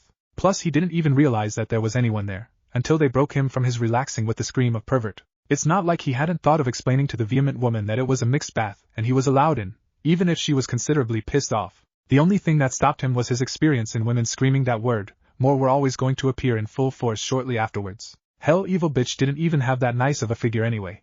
Naruto thought as he leapt onto the top of an awning and used it to trampoline himself to the roof above. Evasive maneuver successful. Naruto used the roofs of the building to get through the village at record speed. He just wished his fellow samurai in the world would apply this technique to their travels as well. He sighed as he flipped through the air and soared feet first through the open window that was his target. He landed and then spun, transforming his graceful landing into a bow. He was soon overtaken by the different voices of the occupants in his mind and on his body. That was a brilliant maneuver, Naruto-kun. I think that when you get far enough in Girin-sensei's training, we should factor your natural grace into your sword practice. I give you a 9 out of 10. You did shift a little while in the air. Naruto nodded as Shinobu gave her honest opinion. He could always rely on her being completely honest with him. My sister has no idea what she is talking about. My little hurricane of power got a 10 out of 10. Naruto sighed and thanked Kayane for her input as well. She was utterly in love with any form of fast-paced or difficult movement that he was capable of. Sometimes I just wonder whether or not that she just likes to talk with someone who doesn't get onto her, Naruto thought as he felt his sensei stir in his coat. He held open the side of his coat and peered into the pocket. Are you alright, Girin-sensei? The turtle nodded weakly before pulling his head into his shell. Naruto frowned and was about to call to his sensei when he heard a voice behind him. Hey Raya-chan, is Grandpa in his office? Naruto turned to see a boy wearing the equivalent of a monstrosity of cloth around his neck and a ridiculous helmet of some kind. Naruto quietly pondered this boy's sanity, as the Hokage and his receptionist were the only ones with offices on this floor. I would know I robbed the place of one of its most valuable artifacts in that one night that my life turned around. Naruto thought as he looked at the swords at his side. Have I changed so much that I have not realized it? Naruto thought as he played with the ribbons that rested on Kayane's guard, unintentionally drawing her attention. Naruto-kun, is something wrong? Are you injured? He heard her call out worriedly. As soon as she did, Shinobu spoke as well. Naruto-kun, what happened? You're not this easily distracted. Have you been attacked? Or is it something else? She responded to him in a tone that told him she was close to crying. I am fine, Himes. Just thinking about how my life may have been, if I had never have met you. I probably wouldn't have even been standing here today, or anywhere for that matter, Naruto thought as he walked to the receptionist as the boy ran down the hall to the bathroom. Hello little Naruto-chan, how are you today? Naruto almost forgot that this was perhaps the only other person in the village that didn't hate him besides Irika, the Ikarakas, and the Hokage. She was considerably warmer to him after he held her life in his hands and left her uninjured. He could stress it, and say they were almost friends, maybe if I opened up a bit more. But one doesn't have my childhood and be a bouncing ball of happiness with no cares. Fine Raya-chan, I have a meeting with Hokage-sama, since Kakashi-san is in the hospital because of our Genin Grad's test. She nodded and snapped her fingers, as if she remembered something. Naruto-chan, are you the one who used your teammate's head as a battering ram? Naruto's sweat dropped at the accusation. I would have put it more eloquently, but yes, Haruno-san was used in my endeavors as a projectile to distract Kakashi-san, he said as she erupted into giggles, causing Naruto to raise an eyebrow in confusion. She tried to stop, but seeing as though it wasn't going to end anytime soon, she waved him in with a smile. She let out a huff as she watched the boy walk off with that look on his face. The one that showed he had seen more pain and suffering than any starting shinobi. He needs to unwind, he is far too tense. IV had no training, and even I can see that he holds himself in such a state of tense, like he is expecting to be attacked at a moment's notice. Poor boy. Naruto entered the doorway and knocked on the open door. The Sandaime looked up and smiled. Naruto-kun, do come in.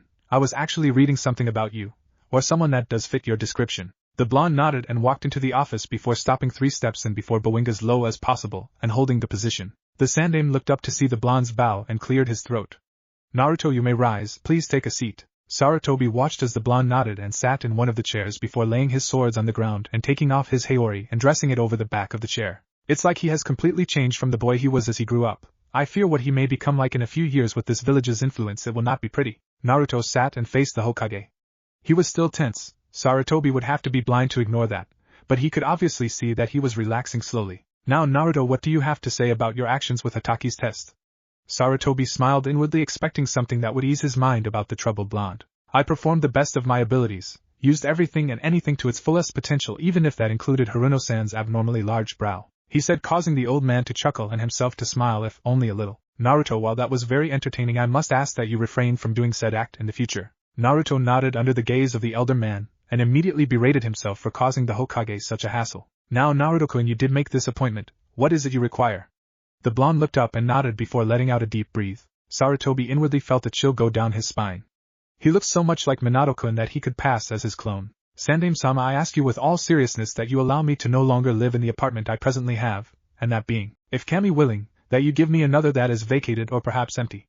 The blonde said as Sarutobi noticed something he hadn't noticed earlier. There was a burn on the boy's neck. It would be impossible to see if he had worn his coat, but without it the burn was still carefully hidden, much like his student Jiraiya at a girl's hot spring.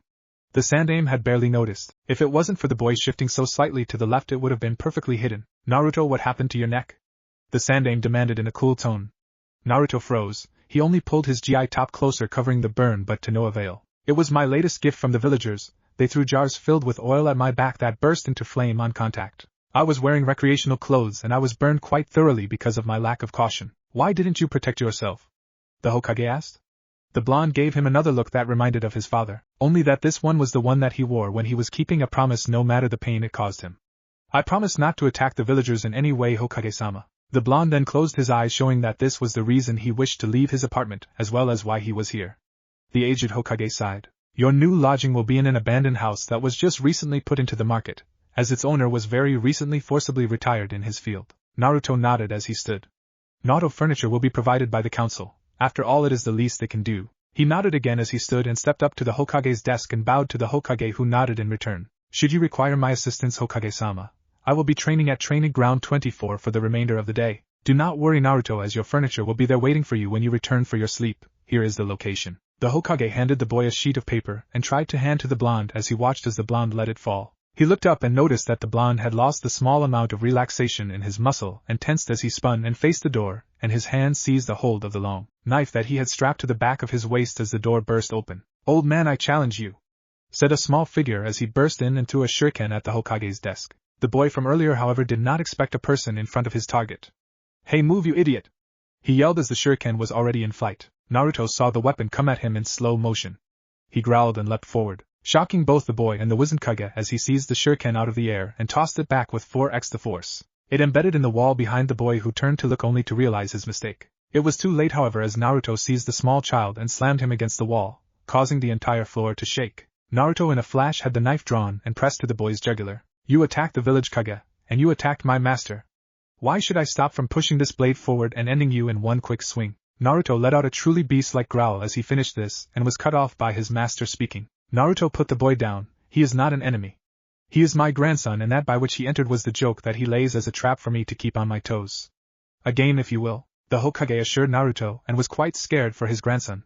I have never seen Naruto like this. Is this what he has done by holding in his emotions? He is able to recreate them and harness them at a minute's notice. Naruto put the boy down and with a yank, tore the shuriken out of the wall, making the boy leap in fright. He dropped it at the boy's feet and lowered him slowly to the floor, where he collapsed shivering. Boy. The boy looked at him, thoroughly scared of the blonde in front of him. For future experience, never stay in the same place as you were when you threw a weapon. It makes it easier for those who can beat you to finish you off and continue on. With this, Naruto walked back to the professor and put his gear back on. By your leave, Hokage-sama. Sarutobi nodded and Naruto leapt out the window. The Sandaime turned to see his grandson looking at his hands as if he couldn't believe what had just happened. Konohamaru, you just felt what is known to ninja as pure killing intent. That is one of the things that makes some ninjas such dangerous opponents. The boy who just left is a samurai by profession. He is honor-bound to protect his code and his master, whom we have both learned is me.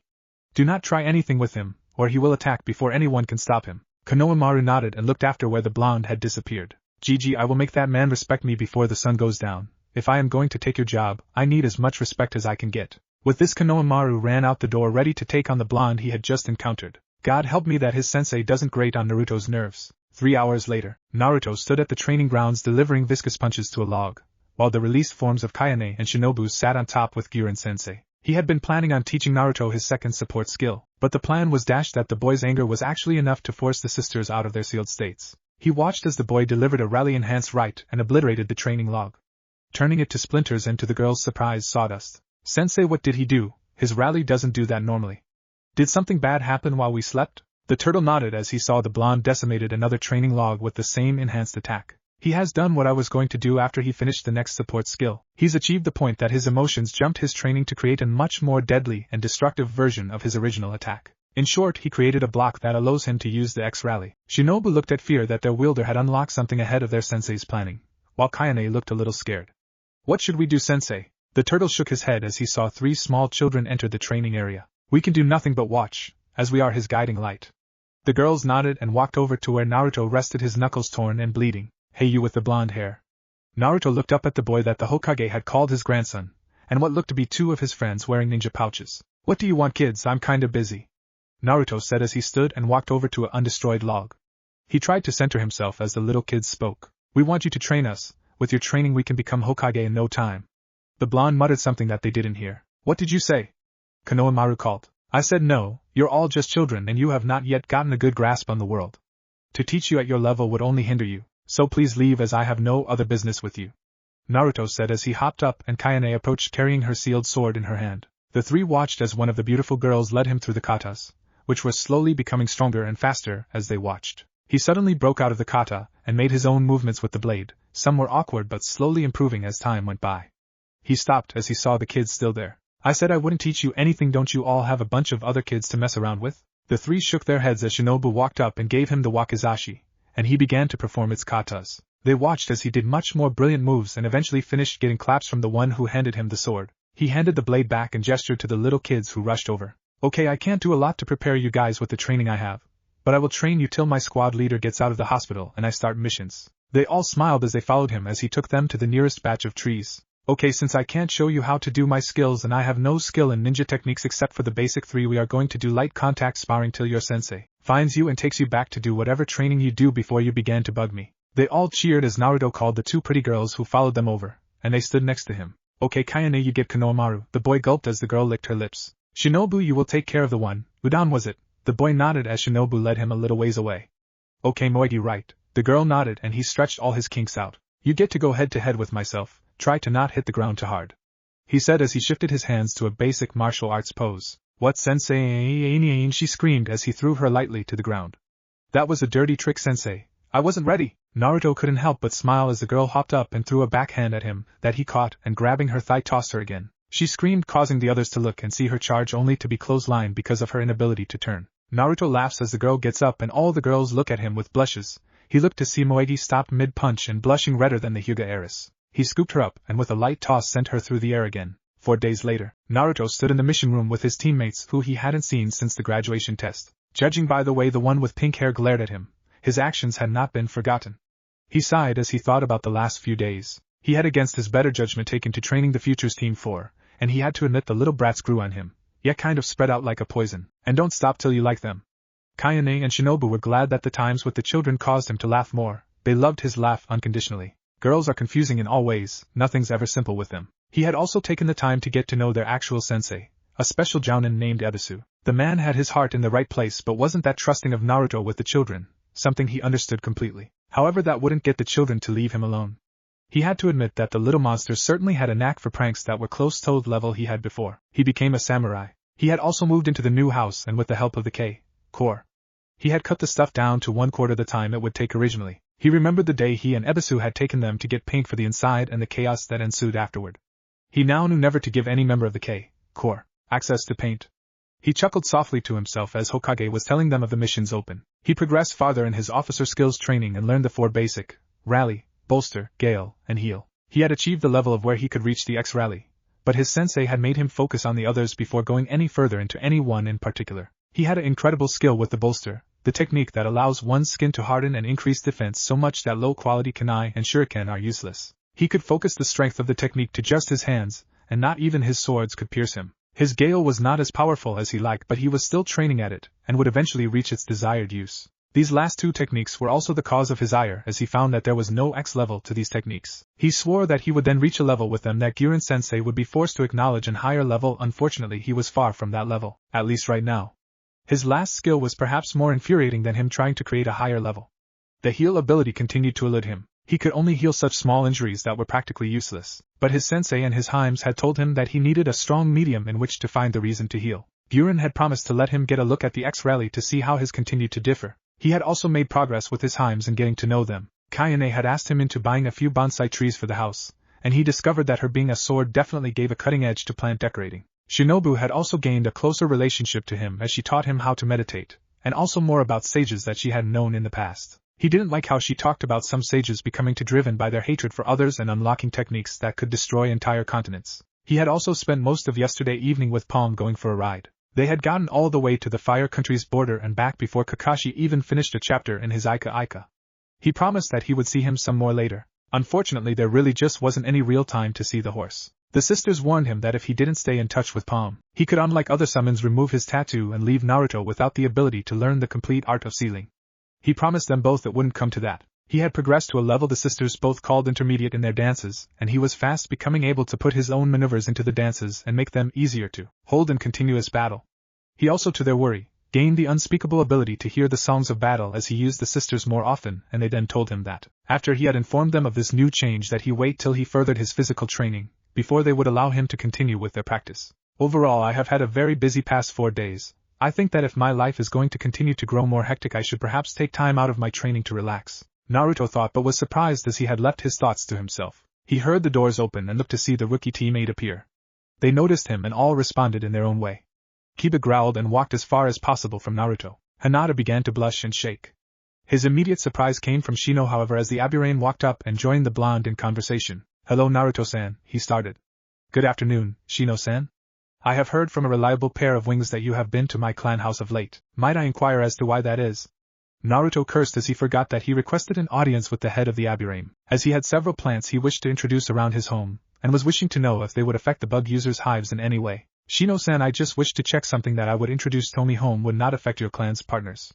Shino nodded. I thank you for your considerate actions towards my clan as a whole, but wouldn't it have saved you time by approaching me directly and asking for an audience? Naruto sighed and then nodded, causing the bug user to grin beneath his coat. As apart from the fact I could not find you to request an audience, I had to take the long road. Indeed you did. Tell me if you will, what mission will this be for your team? Shino asked. Our sensei just got out of the hospital, and we have been training ourselves up until now. That is a shame. We are going to request our first C rank as of this afternoon. I was hoping that you could give us some idea as to what to expect.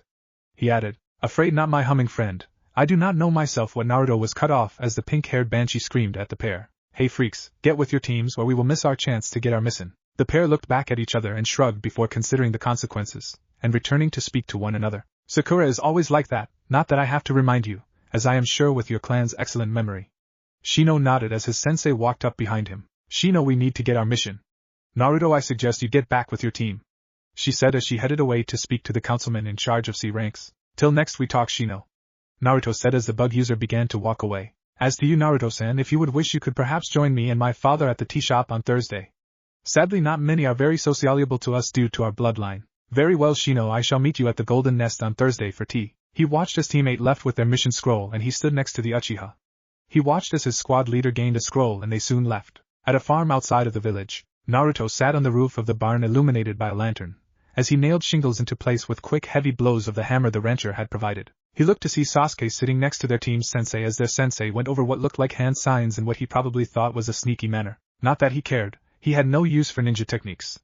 Though no matter how many times he explained that to the two, Kakashi just asked him to stop lying. The Uchiha would make some unfathomable sound from his mouth and glare at him. Sakura would just rant on how he manhandled her, and was wounding her Sasuke-kun with the very sight of him. Speaking of Sakura, Naruto turned to see her still struggling to lead the second goat into the pen. The first had been done by one of the rancher's sons, whom had disappeared and went to handle farm business elsewhere. Naruto sighed as he slammed the last nail into the shingle holding it and then picked up his tool belt that had been provided, and went down the ladder to see if he could help the less fortunate of his teammates. Naruto came onto the sights of the goat dragging Sakura on her knees around the dirt pit that the goats still resided. He went over to Sakura and seized the goat's horn, bringing it to an abrupt stop. She immediately retaliated. Naruto, what are you doing? You have a job to do. Why are you interfering with my work? Naruto just dragged her and said goat by the horn and watched as it walked in on its own. Because Sakura, I have finished my assignment. He gestured as he lay his tool belt down with his coat and his swords. He had foregone wearing armor under his clothes today, but it was being cleaned by the armorers. He slipped off his GI top and seized another goat's horns as he tossed it on top of his other possessions. He then grabbed another goat's horns and led them both to the pen, and eventually he had gotten them all put away as Sakura finished staring dumbly at his completed work. Baka, how did you do that so fast? She turned to see one more goat left being led into the pen, and Naruto shut the hatch pin down effectively, securing the goats inside. Because Sakura, I have lived and grown up fixing things on my own, and after seeing how they wanted it done, it wasn't hard to complete. Sakura just stared dumbly. Naruto walked over with Sakura in tow as he stood right next to Kakashi. Sakura then got his attention and Kakashi looked at their completed work. Very good, Sakura, you did very well.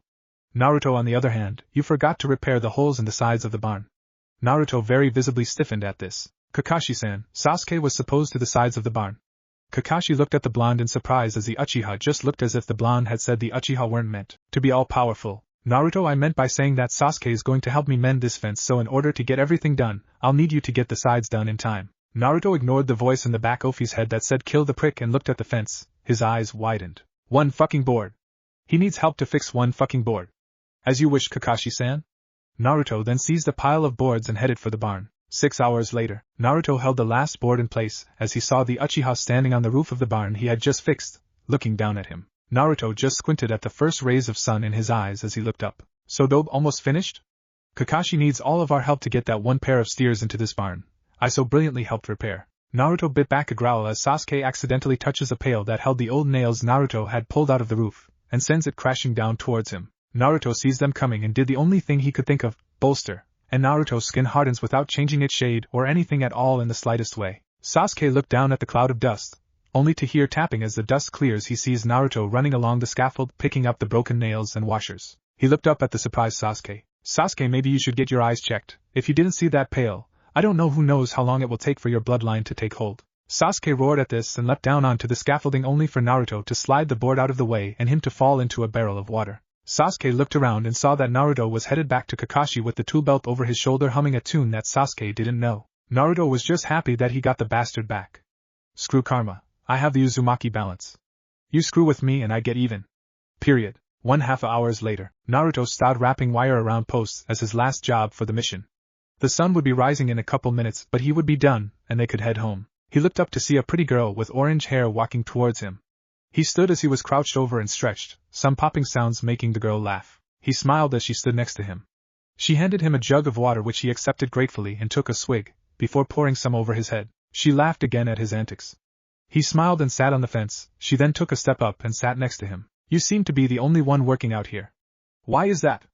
Naruto snorted and pointed each out. Because the girl is next to useless. His finger then went over to where the Uchiha was practicing kunai throwing, cheered on by the girl. The pretty boy thinks he is too high and mighty to get his hands dirty on something that doesn't require him to make his hands into a bunch of retarded shapes. His finger then curled back into his fist where only his thumb stuck out, and gestured behind him. Then there is the scarecrow, and he's just a lazy pervert. They both turned back as they saw Kakashi walking around with the head of the ranch, and was talking animatedly about something. What do you think he is talking to my father about? The girl asked. Naruto shrugged before taking another swig of water. Probably writing my work off as the amazing accomplishments of the Uchiha. Naruto said as he looked at the rising sun. You know, my father has been gone most of the day. His personal hand, on the other hand, has been watching you all, making sure that you don't mess anything up. He has seen your work all day. He is sort of impressed with how hard someone from a village can work. Naruto shrugged as the girl grabbed his arm. My father writes a flawless report. He makes sure those who do their work are rewarded for their efforts. He smiled and looked at her with a smile. I don't care if I am chiseled out of my pay, just spending time with you has made this mission worthwhile. She blushed as he cracked a grin. She stood and told him to look at the front of the goat pen where, it seemed, Sakura is trying to force a loner in. He hopped down, and was about to head over when she stopped him. Wait, and you'll feel better, I promise. Naruto looked and saw Sakura take one hand off the goat, and unlatch the pen gate, only for the entire army of fluffy goats to stampede. Naruto laughed with the girl as he saw his group, desperately trying to stop the stampede, only to get knocked down in the confusion. He saw 2 goats running away with what seemed to be an orange book. The girl smiled and kissed his cheek before slipping something in his pocket and running back to the farmhouse. Naruto and his team were leaving the ranch as the big man who had shown how everything was to be done handed Naruto a wrapped bundle. The rest of the team looked at the man, who shrugged. He said it was from the boss's daughter, and that she would see him when they came to the village at the end of the summer, to sell merchandise. Naruto gave the big man a nod, and the man patted him on the back as he walked off. Kakashi asked Naruto what was in the bundle, but Naruto shrugged, saying he would find out later. The team ignored the blonde and all let their thoughts drift to their pay, and what they would never go there again. Naruto was just humming, and he had the words playing through his mind from the note she had stuck in her pocket. My handsome ninja, I will be back to the village at the end of summer, and hope to see you then. If not, I will see if I can have father request your team to help again on the intent of seeing you. I ask that you never lose your warming smile, or that exotic laugh. Keep smiling and the world can't stop you. Love, Lena Shake It. Chapter 5, Trail to Wave, Clash of Swords. Naruto sat on his front porch drinking tea, as the Konohamaru Corps ran around the yard playing tag with each other. Ebisu would normally have had the trio today, but the Hokage assigned him a mission. The instructor then came straight to him to see if he could watch over them till he returned from the capital. Naruto had agreed since it was his day off, and as he promised Shinobu, Kayane, and Girin Sensei he would not train them today. They had asked him if he wouldn't train them if he would spar. He had refused with a heavy heart. He then told them that they should take this chance to discover a way to train themselves. They leapt at this suggestion and were now working on endurance in a game of ninja tag. Naruto looked off to the right and saw Kayane sharpening her sword.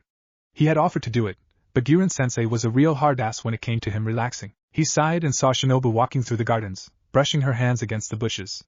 The parts she touched were severed by her hands. He had learned that when in their release form they could still produce the razor-sharp edge of their sealed state to accent any part of their bodies. That right there is probably why no one had a lasting relationship with either of the Heims. You make them angry and with a quick slap, you're missing the most valuable part of the male anatomy.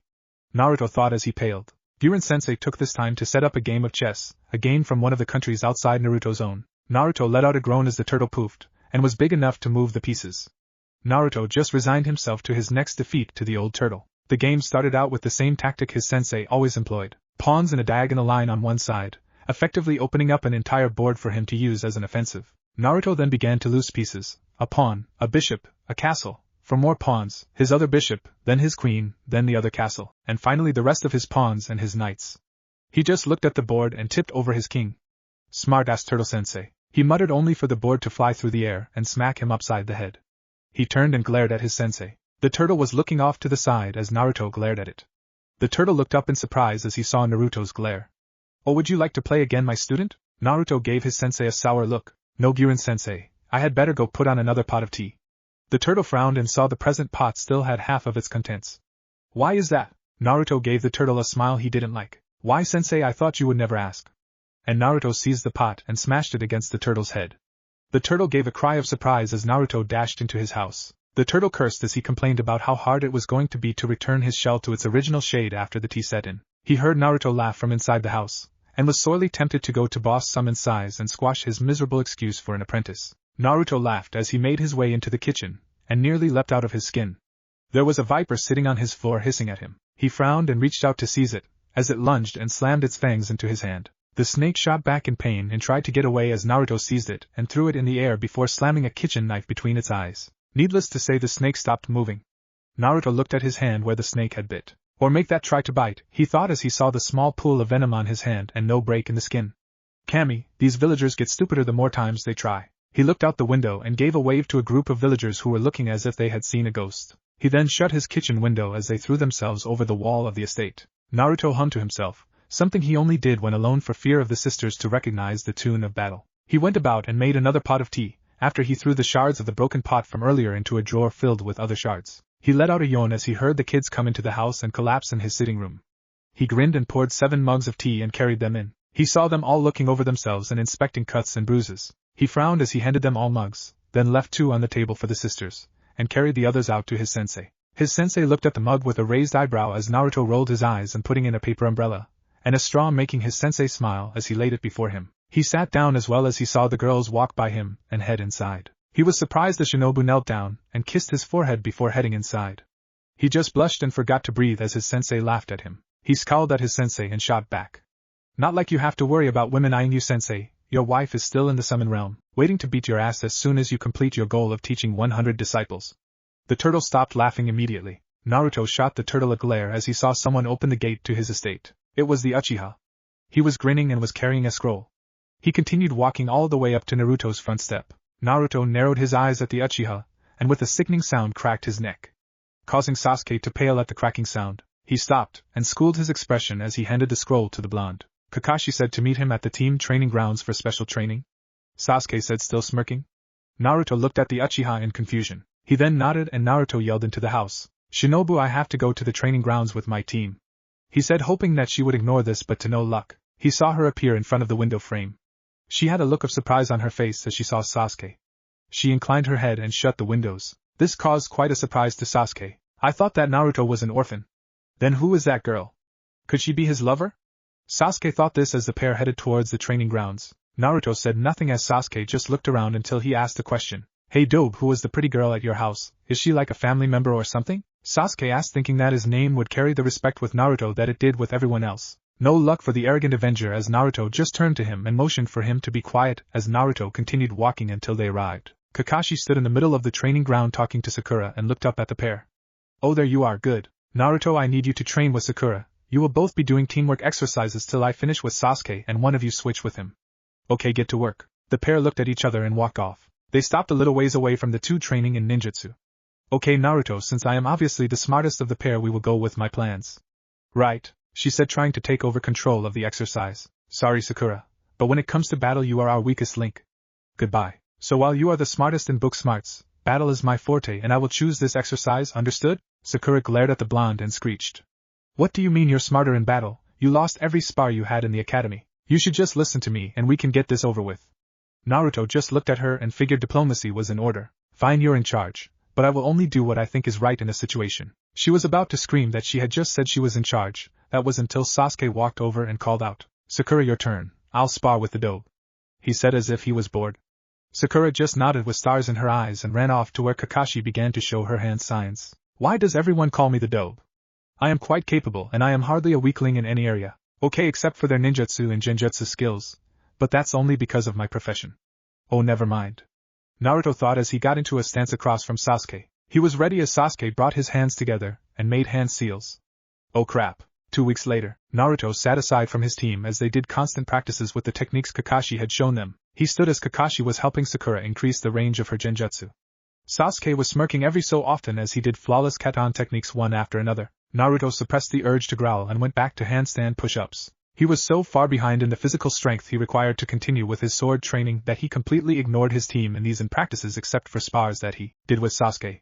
He had finally gotten the Gale technique to the level he wanted. It wasn't an X level, but it was considerably closer. He found that it was easier to make the move work when he focused on his body as a whole, like he did with the X rally. By doing this, the speed that the technique allowed him to jump to was equal to that of the Heims at full dance. The heel, however, still didn't work for him, and Girin-sensei said he couldn't learn any of the offensive class till he learned heel and X-heel. He let his anger at his skills flow to his muscles as he continued to rock it up and down in the vertical push-up before going into a perfect roll into a bicycle technique, straining his leg with each rotation. Kakashi watched as his blonde student went through his rigorous physical exercises. This is not good. I promised the council that I would give Sasuke special training, but Naruto isn't anything like his file said, and he's making progress on his own that would dwarf that of Guy's mini-me. He must be following a regiment. Hey Naruto, the blonde flipped upwards in a tight roll and landed on his feet looking at Kakashi. What is it, sensei? Kakashi felt that gaze on him, and he immediately felt as if he were being looked straight through. What do you need to help with your skills? He asked, trying to learn more of the mystery that was in front of him. Naruto looked at the sensei and muttered, more time to train away from these vultures. He shook his head and fell forward into one-armed push-ups. Kakashi just sighed and went over to the blonde. Kakashi stopped with his feet to the right of the blonde and pulled out his Aika. So what do you need? Naruto shook his head and looked up as a thought popped into his head. I need a way to blow this entire hellhole of a group training regiment into the ground so that I can train like I am supposed to, he said as he stood up. Kakashi looked at the blonde and sighed. Naruto, if you don't ask for help then you cannot fix this problem you have, he said. Naruto stiffened to a point of near hypertension. What problem would that be, Kakashi-sensei? The Cyclops glanced up from his book and replied. I don't want to say this, but your problem is your abysmal skill in genjutsu and ninjutsu. I am an expert in one but can't help unless you ask and want to learn. He waited for the blonde to reply with some technique he would like to learn.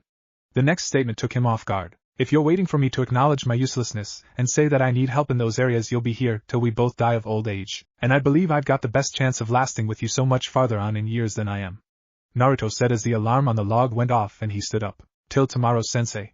With this, the sensei watched as his student left the training ground with his hands in his pockets. Naruto was glad the Haori hid his hands, or the entire village would have seen the blood pouring out of his palms from his grip. He silently made his way home, making a mental note to ask his sensei to apply weight seals and to clean the blood stains from his coat. Later that night, Naruto lay in his room on his floor turning over a small puzzle box that the girl, Lena, had given him. He tried moving the image slides on top of the box around, but with all this time had only gotten 3/4 ths of it finished. He sighed as he looked up at the hanging decoration that his sensei had made for him. It was a wooden carving of a koi fish with the kanji for sleep inscribed into it. Sensei had told him that he had created it to hold demons at bay. Naruto's problem was the fact that his demons resided in his past, and in the seal on his stomach. Yay for me, I get to be a happy and caring person who has a great life. Yeah right, hell will be turned into a ski resort before that happens. Grara ha ha ha ha ha ha. Naruto shot up and looked around the room. He swore he heard that. It was like a beast laughing, but it was much deeper and closer than he expected. It cannot be the fox, it's sealed by the greatest ninja seal master that this village ever produced. It just can't, wreaking havoc in my mind. Naruto looked up at the koi fish that seemed to be glowing with seals. I would be willing to bet my house that little thing isn't supposed to do that, he said as he wiped the sweat from his brow. He then lay back on his futon mattress. He let out a deep breath that he hadn't known he had been holding. I will talk to Girin-sensei tomorrow and see what he thinks I should do about it. Naruto then rolled over and went to sleep. The next day, Naruto walked into the sitting room and was rewarded with the gasps of the girls and the curse of his sensei. He didn't have to guess that he looked as bad as he felt. He turned and looked at the mirror on the wall. Naruto had not slept well and had awoken several times during the night. His dreams had been plagued by visions of war and bloodlust, and several were of him causing them. But it wasn't just him. There was also this entity that had hovered over him every time. It wore the same armor he kept hidden, but in red. He wielded a massive sword at least the size of those old ones they used in war to take down the horse and riders in one swing. He couldn't see the face due to the turban and the mask of an Oni on his face, but he did have a sinking feeling that he knew what it looked like underneath. The mirror did indeed show how he felt. His eyes were surrounded by shadows that were of incomprehensible dark shade. His hair looked a little paler, but he wrote that off to the dull light in the house. His whisker marks were now far more visible due to the paleness of his skin. He had apparently scratched himself throughout the night, and had deep cuts here and there matted with blood. His eyes, oh Kami, He couldn't even recognize them due to how dark they looked. He looked to see both the girls and his sensei the size of a sea turtle. He waved feebly and took his spot at the table. Kayane was looking at him as if scared he would lash out. Shinobu, oh no, the look she held on her face showed she was about to cry, and he couldn't stay here for that. He turned to his sensei and saw something that scared him. His sensei's usually brown eyes were a pair of bright golden orbs. He looked back unflinchingly at the orbs and could feel them scanning over him before resting on his stomach, before returning to normal. He immediately felt exhausted to a level that made Naruto, who had been on the brink of exhaustion and pushed past it, want to collapse. Naruto-kun, can you hear me? Naruto heard the sensei speak. He nodded. Can you move? The boy nodded again. Do you wish to speak to us about what happened last night? His sensei's voice sounded as if it were music playing to calm his nerves. Naruto was immediately struck by flashes of his dreams as he tried to recall. The other persons in the room gained a look of sadness that he let out a scary and heart-wrenching moan. He shook his head and stood. Sensei, is the bath still warm? The aged turtle nodded. I think I need one. His sensei nodded as the blonde stumbled from the room. He looked to Shinobu and she left to follow him. Naruto found the bath was still fairly warm and he poured new water in it. He undressed and slid in sitting on the bench in the clay tub. He tried to set his mind in order, but found himself too tired. He tried to stay sitting up but just gave up as he fell face first into the water. Start song, Mad World by Adam Lambert. He couldn't see anything. It was just black, but he could hear panicked voices speaking in urgency and a great cry, followed by what sounded by the march of 1,000 feet. He opened his eyes and looked around. This certainly wasn't his bathroom. He did remember that it wasn't a great plain bathed in blood. He looked around and saw bodies and defeated weapons everywhere. He heard as something shrieked through the air and blurred into his chest. He looked down and saw a sword sticking out, and what was worse was what was holding the grip. The only creature he had seen connected to him towered over him, blood pouring off its clothes but no injuries as to itself. It growled and twisted the sword in his chest. He felt his world retch and immediately everything disappeared in a rainbow of green and white lights. He heard the voices again, and he seized them with all his might. Naruto opened his eyes to see the 3 other tenants from his house looking down at him. He felt that he weighed a ton, and tried to form words. SHHHH, you are alright Q1, you just fell into the water and almost drowned. We used a combined sequence of heals and brought you back. He heard Shinobu say to him. Naruto lurched forward into sitting position and ripped the sheet from over his stomach. There was no wound, he sighed and lay down. Naruto, we are going to send Kayane to get the Hokage to check the seal on your stomach, while Burin-sensei is going to place a repression seal to block out whatever it is you saw. Okay? Naruto shook his head firmly and muttered, can't forget, must not forget, need to know. Shinobu looked at their sensei, who was watching the boy intently. He shook his head and closed his eyes. We cannot go against his wishes. If he says it is to stay, it must stay no matter how much it does make us want to remove them. Burin-sensei then sang out a tune as a seal that appeared on the blonde's chest. It glowed red before settling between 2 of his body's resistant seals. This is the best I can do for him till I get a better understanding and begin to help him reach his psyche in his sage training, he said as they both rested by the boy's side as Kayane was roaring to the Hokage tower. 1 week after the incident, Naruto sat up as he looked around his room. He recognized the decorations on the wall, and was glad that he had awoken. The last he remembered was him muttering something to someone and him passing out. He stood and got dressed in his normal clothes, finding that his body was a little stiff, and that his face had regained its normal appearance, except his eyes. They were a little darker, still blue, but they definitely showed him as a reminder of the events. Naruto was walking through the house and was heading to the kitchen when someone knocked on the door. He crosses the hallway and opens it to see Kakashi. Hello Naruto, the Hokage told the team you weren't feeling well, but he said you should be fine today, and I wanted to tell you that we have our first C rank today. We were going to have it earlier but you got sick and we took the extra week to train. So are you up for it? Kakashi asked as he peered past the boy and made a mental appraisal of the blonde's home. Be right back, I need to get some supplies. He then shut the door and ran around the house, sorting through the mess, and picked up both the swords, his scroll over the officer's skills and other accessories and sundries. He was walking to the door when a voice halted him. He turned and saw his sensei walking towards him. Where are you going, Naruto? The turtle asked. Naruto looked around for his heims, but saw none. Where are the sisters? Naruto asked. Only for his answer to strike him in a surprising way. We are here, Naruto-kun, and ready as you are. He heard Shinobu's voice ring out. Yeah, we can't let you go anywhere without us or we miss everything exciting, Kayane's voice called. Okay, that's everyone but you, sensei. The turtle just smiled at the boy who was apparently becoming himself again. Naruto, it is foolish to be so ready for a mission. What if you were to be attacked? Naruto just laughed and said, when does that ever happen, sensei, lighten up. He called as he left with all his necessary materials and walked off with Kakashi. 2 days later, the group stood around Tazuna, their client, and saw as Kakashi was facing off against some man whose face was wrapped up in bandages and held a giant sword on his back. So Sharingan Kakashi, you're here. Explains why the demon brothers failed. And you've got some interesting looking brats with you. The blonde one seems to know how to use those swords of his, and by my guess is the duck's landing pad is the Uchiha. Let's see them go to work. The man then made a hand seal and blasted Sakura off into the distance. Sasuke, Naruto, be careful and just hold him off momentarily. He's an A-rank missing ninja, Zabuza Momochi, and 4th seat of the 7 swordsmen of the mist, Kakashi said as both his still standing students were guarding Tazuna, who was carrying the unconscious Sakura. Naruto, remind me to up your weight seals after this. He heard his sensei say. Why sensei? Because every time you try to make a joke about how nothing ever happens, bad shit happens. Naruto nodded as he took out 6 of the missing ninja's water clones with Kayane. He saw the Jounin deliver a hard right to Kakashi and down he went, before turning to him. Sasuke tried to get at the Jounin, who he thought was distracted, only for the tall bastard to bat him away with his massive cleaver. The Jounin snarled as he looked at Naruto. You're just a kid, how the hell do you explain to me that your skills will save you from my Kabiri Hojo? Naruto took dull notice to the name head chopping cleaver. He watched as Naruto switched to Shinobu. Well, this is coming from a fellow swordsman, I can't let this chance go unpassed. After all, not many people I have met in Konoha are proficient with swords. The Jounin snorts and rips his sword out of the ground. Well kid, before I take your head off, why don't you tell me who has the guts to take me on? The ninja said as he drew his sword across the ground, and Naruto noticed Kakashi beginning to stir. Great, hold off the demon of the mist while a perverted Sharingan user awakens and nails him with a stolen jutsu.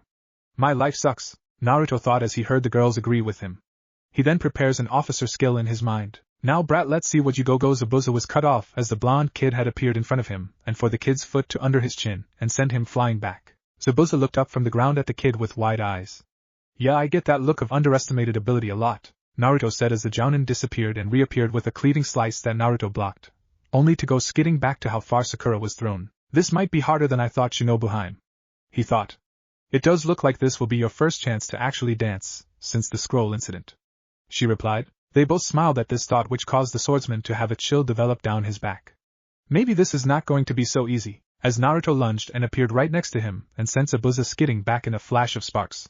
Crap, I should have listened to Haku when I had a chance. Chapter 6, Demons Clash, and Meeting Haku. Sounds of metals clashing permeated the air. 2 characters stood in the middle of the clearing, surrounded by slash marks from earlier attempts to harm the other. The combatants were very different from one another. One quite easily clearing 6 foot while the other was shorter by a head. The smaller one wore an outfit that radiated decision and precise measurement, while the other wore pants and nothing else. The larger one wielded a blade that one would be expected to chop lumber, the other using more traditional weapons. Though these 2 figures were of utter difference, they shared one overruling similarity. They both fought like devils. Their battle was an intricate dance of strength, speed, and undeniable skill. Their dance was put on hold as the larger one locked the smaller one in a battle of strength and kicked him away. Damn! This brat is strong, much stronger than I would have been at his age. He is taking my attacks like they were nothing and is laying some even stronger ones in when I think I have him beat. Little bastard is probably on his last legs though. We have been at this for a while. Shame, first real challenge I have had since those Kiri Hunter ninjas. The black-haired one thought as he looked over at his combatant. Said combatant was getting up, using his sword as a crutch. Naruto-kun, are you alright? You're starting to slow, and he is getting in more blows with that monstrosity of a weapon. Naruto heard Shinobu say as he got to his feet and staggered a little. Shinobu-heim, he is really strong. He is wielding that sword as if it's made of paper.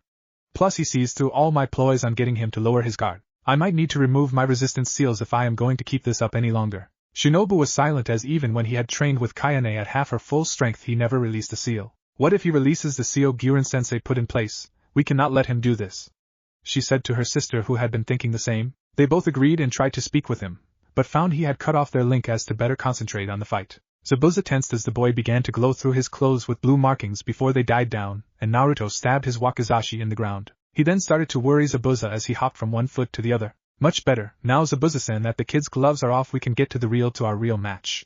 The blonde said as he ripped his sword from the ground with a flourish. Zabuza cracked a grin that they couldn't see due to his bandages, and waves his own sword with equal flourish. Fine kid, let's get down to business. And with this said they leapt at each other. Zabuza started as he brought his sword from the right side. Naruto blocked and pushed away with his own before going into a stab. Zabuza smirked again as he pushed the blade away and punched the blonde in the jaw. Naruto felt his jaw dislocate, and back flipped away as another assault of slashes came from the giant. He winced as he touched it gingerly and caused the other to laugh. Oh, the little brat hurt his jaw. Do you want to go crying home to let your mother kiss it and make it better? Zabuza laughed as he watched the blonde. Naruto felt heat shoot through his body as the older swordsman insulted him. He slammed his fist into the bottom of his jaw, forcing it back into place, and cracked his neck, stopping the missing ninja in his tracks. He let out a smile and released the largest of his resistance seals, the one that covered his entire back. What in this are fun, Zabuza-san? You don't know my pain tolerance very well yet. He laughed, causing the ninja to sweat as well as the one hidden in the trees. Both eyes widened as he disappeared in a flash of white, gray, and black. Shit, he is even faster than he was a second ago. Zabuza thought as he spun and blocked a slash only to find no one holding the offending sword. He had time to look to the right as the blonde landed a haymaker to his own jaw. He winced, feeling the bone break. He looked back in front of him as the blonde appeared, flashing his sword, as he picked it up from the ground and hopped away from Zabuza. The blonde smirks as he feels the power of his Gale technique flowing through his legs. He spun Shinobu in his palm and held it in a reverse grip. He then started to rotate his shoulders, loosening them up. Zabuza looked at him in astonishment. Ready, Zabuza-san? After all, you waited for me to be ready before we continued. The blonde said as the giant nodded and shot at him. Zabuza waited till he got close enough to release one of the skills he had picked up from a fellow Miss Swordsman. Kabiri Hojo, Mad Dance of Annihilation. Naruto was unready as the dueling partner released a flurry of swings that broke his guard and slashed him from every angle, before Zabuza swung his sword around him completely, and slammed the flat of it into the blonde's head, sending him flying away as his sword landed at Zabuza's feet. Naruto shook his head as he tried to regain feeling. If I hadn't have used bolster, I would have been a goner, right, Shinobu? He stopped as he heard no reply and looked his hand. Shinobu? So kid, took you long enough to realize you were missing this? Zabuza said as he kicked Naruto's wakizashi off to the side, far away from the combatants. Naruto looked at his hand, then back at Shinobu with a mix of different emotions. The first was disbelief, the second worry, and then they were all boiled away by anger at what Zabuza had done. The bastard kicked Shinobu Heim. Naruto let out a roar as he pulled Kayane from her sheath. He charged, dragging the sword along the ground in the move Shinobu had last been trying to teach him. Zabuza's eyes widened as he recognized the move Naruto was going to try.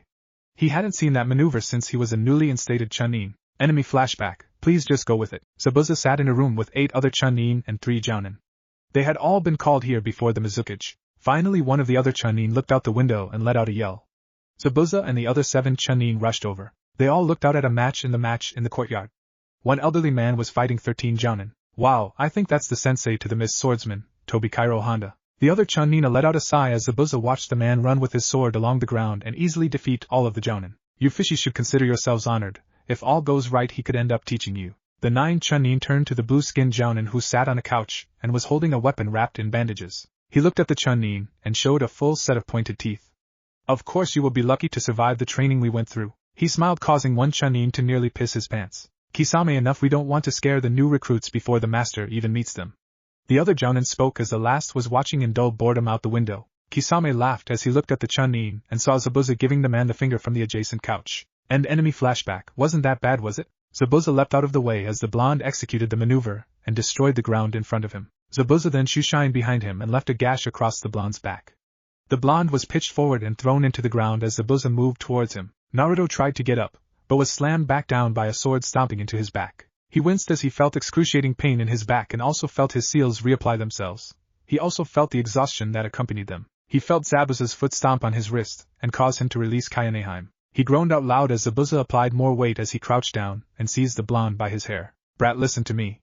Naruto figured since there was no way he could go anywhere, he accepted the man's request.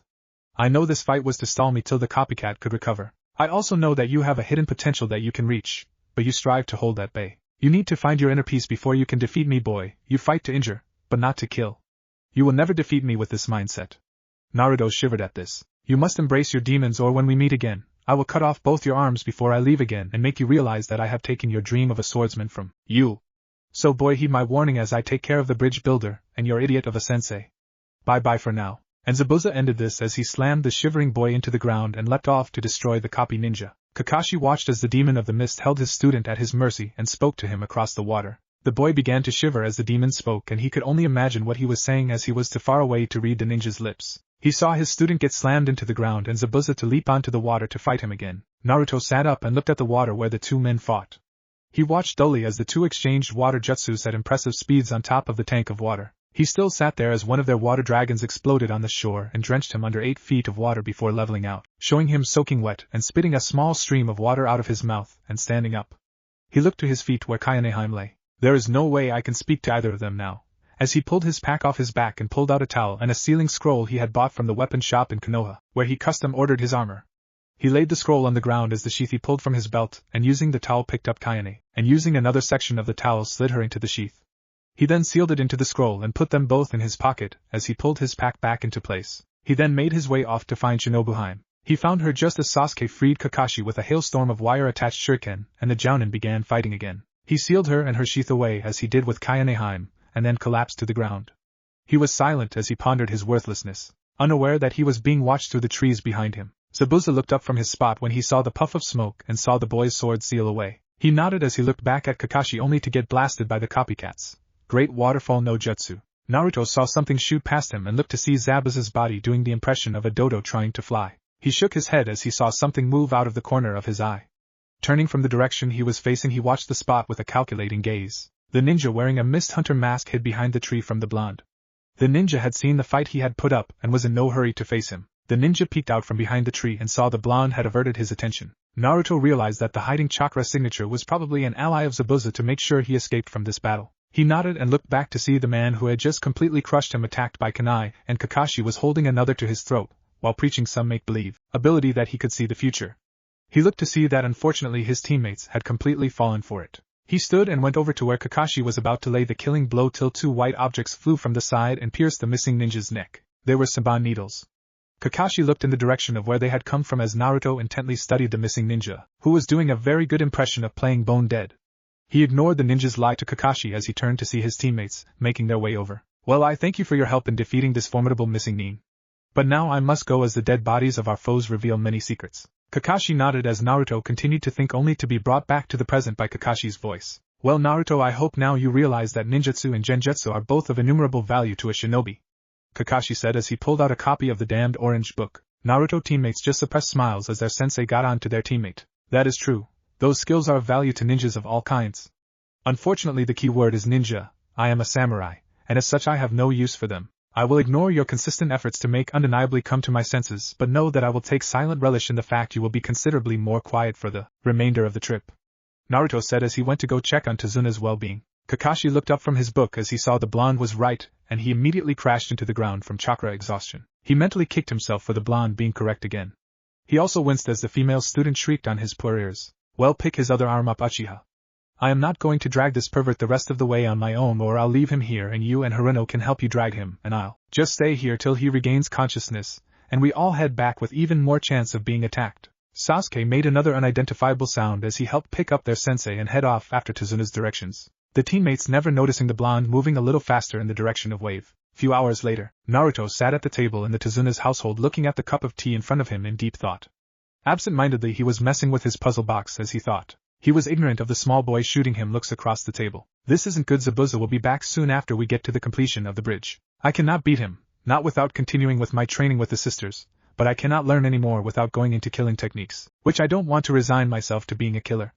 After all, I do hope to be a sage. But Girin-sensei hasn't begun my training yet, so perhaps I should think about it, but first thing is that I have to get the Heims to speak and forgive me. Naruto sighed just as the little boy was about to speak. Tsunami, I am going out for a bit to train. Just tell this turtle. Naruto pulled a sleeping Girin-sensei out of his pocket. When Kakashi-san wakes up. With this he left as the little boy was about to scream at him. Naruto continued to walk and stopped when he was a couple of 100 yards from where the beach met the river they had followed here. He then sat down and unsealed both swords, but was surprised as two much larger puffs of smoke appeared than what he got when he sealed them away. Standing over him were the two irate sisters holding their sealed states in their hands. He cleared his throat as he saw them. Hi, my Heims conk. Naruto looked at Kayane in surprise as she had smacked him with a sheathed sword. What do you mean, hi? We were worried you were dead and all you have to say is hi. We ought to beat you till you wish you were fighting that giant prick with the cleaver. Again. He looked to see Shinobu clutching her sealed form to herself, and was silently sobbing. He looked back at Kayane only for her sandal to leave an imprint on his face. You're lucky we even talked to you, you. Well, you're something that I just can't think of at the moment. She screamed as she took off her other sandal and prepared to throw it as well. Naruto sighed as he reached out for Shinobu. All he got for the effort was a nasty gash on top of the summoning tattoo on his hand. He looked at Shinobu, who held her sword in front of her, blood rolling down the blade. Don't touch me, you bastard. I am not going to forgive you with just your carefree manner. Now leave me the hell alone. And with this said, she went back into the sword and it began to glow blue, chilling several things to death, with frost forming on their bodies. Wow, nice. You made her so upset that she might just freeze your body completely if you go near her. I haven't seen her this mad since that time father tried to force her into an arranged marriage. Nice going, bastard, Kayane said as she sat in the shade of a tree and watched as snow began to appear around where her sister sat. Naruto watched the situation and couldn't help but think about what Zabuza said to him. He frowned and pulled out the long knife he had gotten from Sensei. This caught Kayane's attention and she snorted, Sensei's knife won't save you from us. We are not of demon ancestry. Naruto cast a cold look at her and unsheathed the knife. Who said I was raising this against you too? I am going to answer some of my own questions, Naruto said as he pulled off all the clothes he wore on his chest and pulled off his armor. What are you going to do? Kayane asked as she didn't like the look in her wielder's eye. She realized quickly enough as he studied the seal on his stomach that had been there since birth. Don't even kid yourself with that idea. Sister is nowhere near that mad at you. She will come out in a few hours. We just need to wait and be here when she is. She stopped to see him place the point to the top left of the seal. Oh hell no you don't. She lunged at him as he slammed the knife into his stomach. In a flash of crimson chakra she was crouching over the boy. She realized that even the fox's healing factor couldn't fix this due to the sword's abilities. Crap, sister and sensei are not going to like this. She thought as she tore a strip from her kimono sleeve and began healing the injury, and after she was finished, she tied the wound. Bastard's going to get himself killed when the other two find out about this, she said as she watched his body. Mindscape. Naruto opened his eyes to see a glaring gate of some kind, with something staring at him through the bars. He could distinctly make out the figures of 9 swaying things in the darkness. He immediately came to a conclusion. You're the Kyuubi, he said simply. He heard the beast growl at him in response. He walked up to the gate and peered inside and watched as the creature's paw swung at him, claws gleaming. The beast snickered. Finally the container was dead in his own mind and he could take control of the body. He tried to move the paw to find that the thing was being held in place. He twisted it a little to the side and saw his container was holding his massive paw in place. For ball, keep your hands to yourself. I didn't come here to see you and listen to your I am all-powerful rants. If I want those I can get them for free from the village. So sit down. He threw Kyuubi's paw back and caused it to fall on its rump. Shut up. Its mouth was then mysteriously held by a muzzle and leather straps crackling with electricity. And I will deal with your infestation in my mind on a later date, you overgrown fur coat. Naruto then turned to leave. This angered Kyuubi and it roared out only for weights to appear on either sides of its jaw holding it from talking. The gigantic fox watched as its container left, and suddenly all the things its container had done disappeared. It then roared at the being manhandled by a lesser species. It continued to rant till it yawned and curled up, ranted a little more and then went to sleep. Meanwhile Naruto was moving through the hallway of the sewer that was his mind and came to a room that he thought was good enough to start, and peered inside. This place is empty. What the hell is this room? He looked at the door and read. Favorite childhood memories, he snorted and continued going. Figures, first door, worst choice. Naruto continued through his mind and came to another door, then another, and even more. He began to ignore the doors and focused on the thought of why he was here, and he immediately went to the very end of the hallway. Where he emerged was the exact replica of the room Kyuubi was held. There was the exception that there was the fact that the entire room was bathed in blood. He looked around and saw the thing he was sure he was looking for. It was crouched over and Naruto walked to its side to see what it was doing. As he got around the figure he saw that its mask was twisted to the side, so that Naruto could not see the creature's face. He did however see the creature's black tongue licking blood off the floor. He scrunched up his face and spoke to it. I know that you're a viscous part of me from what sensei told me of my experience, but that takes the term bloodthirsty just a little too far. The creature spun to the sound of Naruto's voice, and its mask snapped back into its original position. It made some sound that was like a wounded gurgle that Naruto looked in surprise. You can't speak? The giant figure nodded. Naruto thought about this as he saw the figure gesture to the floor and saw the blood twist into the form of words. You have watched way too many horror movies, Naruto told the figure as more words appeared under the previously inscribed. I cannot speak because you have not used me enough to give me voice. I am after all a part of you that you yourself do not seem capable of embracing. Naruto read this and thought about his reason for coming here, and then he read the rest. About the bloody writing, would perhaps prefer that I gurgle at you like fish? Naruto sighed as he turned to the ominous figure. You are my resolve to kill people, correct? The figure looked at him and nodded. What do you mean that I have barely used you? I don't recall using you, period. The figure made the motion of a hectic dance of slashes that reminded him of the battle with Mizuki, and he nodded to himself, clarifying that he understood the message. The figure then made another motion that Naruto reminded himself of his own near-death experience. He nodded and spoke again to the figure. My attacking Mizuki and that time I almost drowned are the only times? The figure nodded. Well, I don't like being here, so I guess that you don't like it either. The figure nodded and sat down. Shockingly, he was the same height sitting as Naruto was standing. I need all of me, including your overly viscous self, if I am going to continue with this life that I have now. So I needed your help, by you bonding with me like we were against Mizuki. Will you accept? The figure motioned around the room and looked at the boy. It is kind of like he asking me to see if there is anything else to do in this godforsaken place. Naruto nodded and then thought of something. How will I know if this has really happened, or if this is just a hallucination from blood loss? The figure nodded and seized its mask. Naruto thought that it was going to show its face, but instead it just pulled off an outline of its mask that was see-through and was staying in its shape by a glow that showed its features. It then reached out and placed the mask on his right shoulder, where it burned before sinking into a tattoo. His shoulder now sported a red oni mask, holding a razor blade between its teeth. Tribal markings spread from the mask till they covered the right of the front of his upper chest and back. Naruto looked at the markings, shades of black and red, and then turned to the figure in front of him. Kinda of noticeable, isn't it?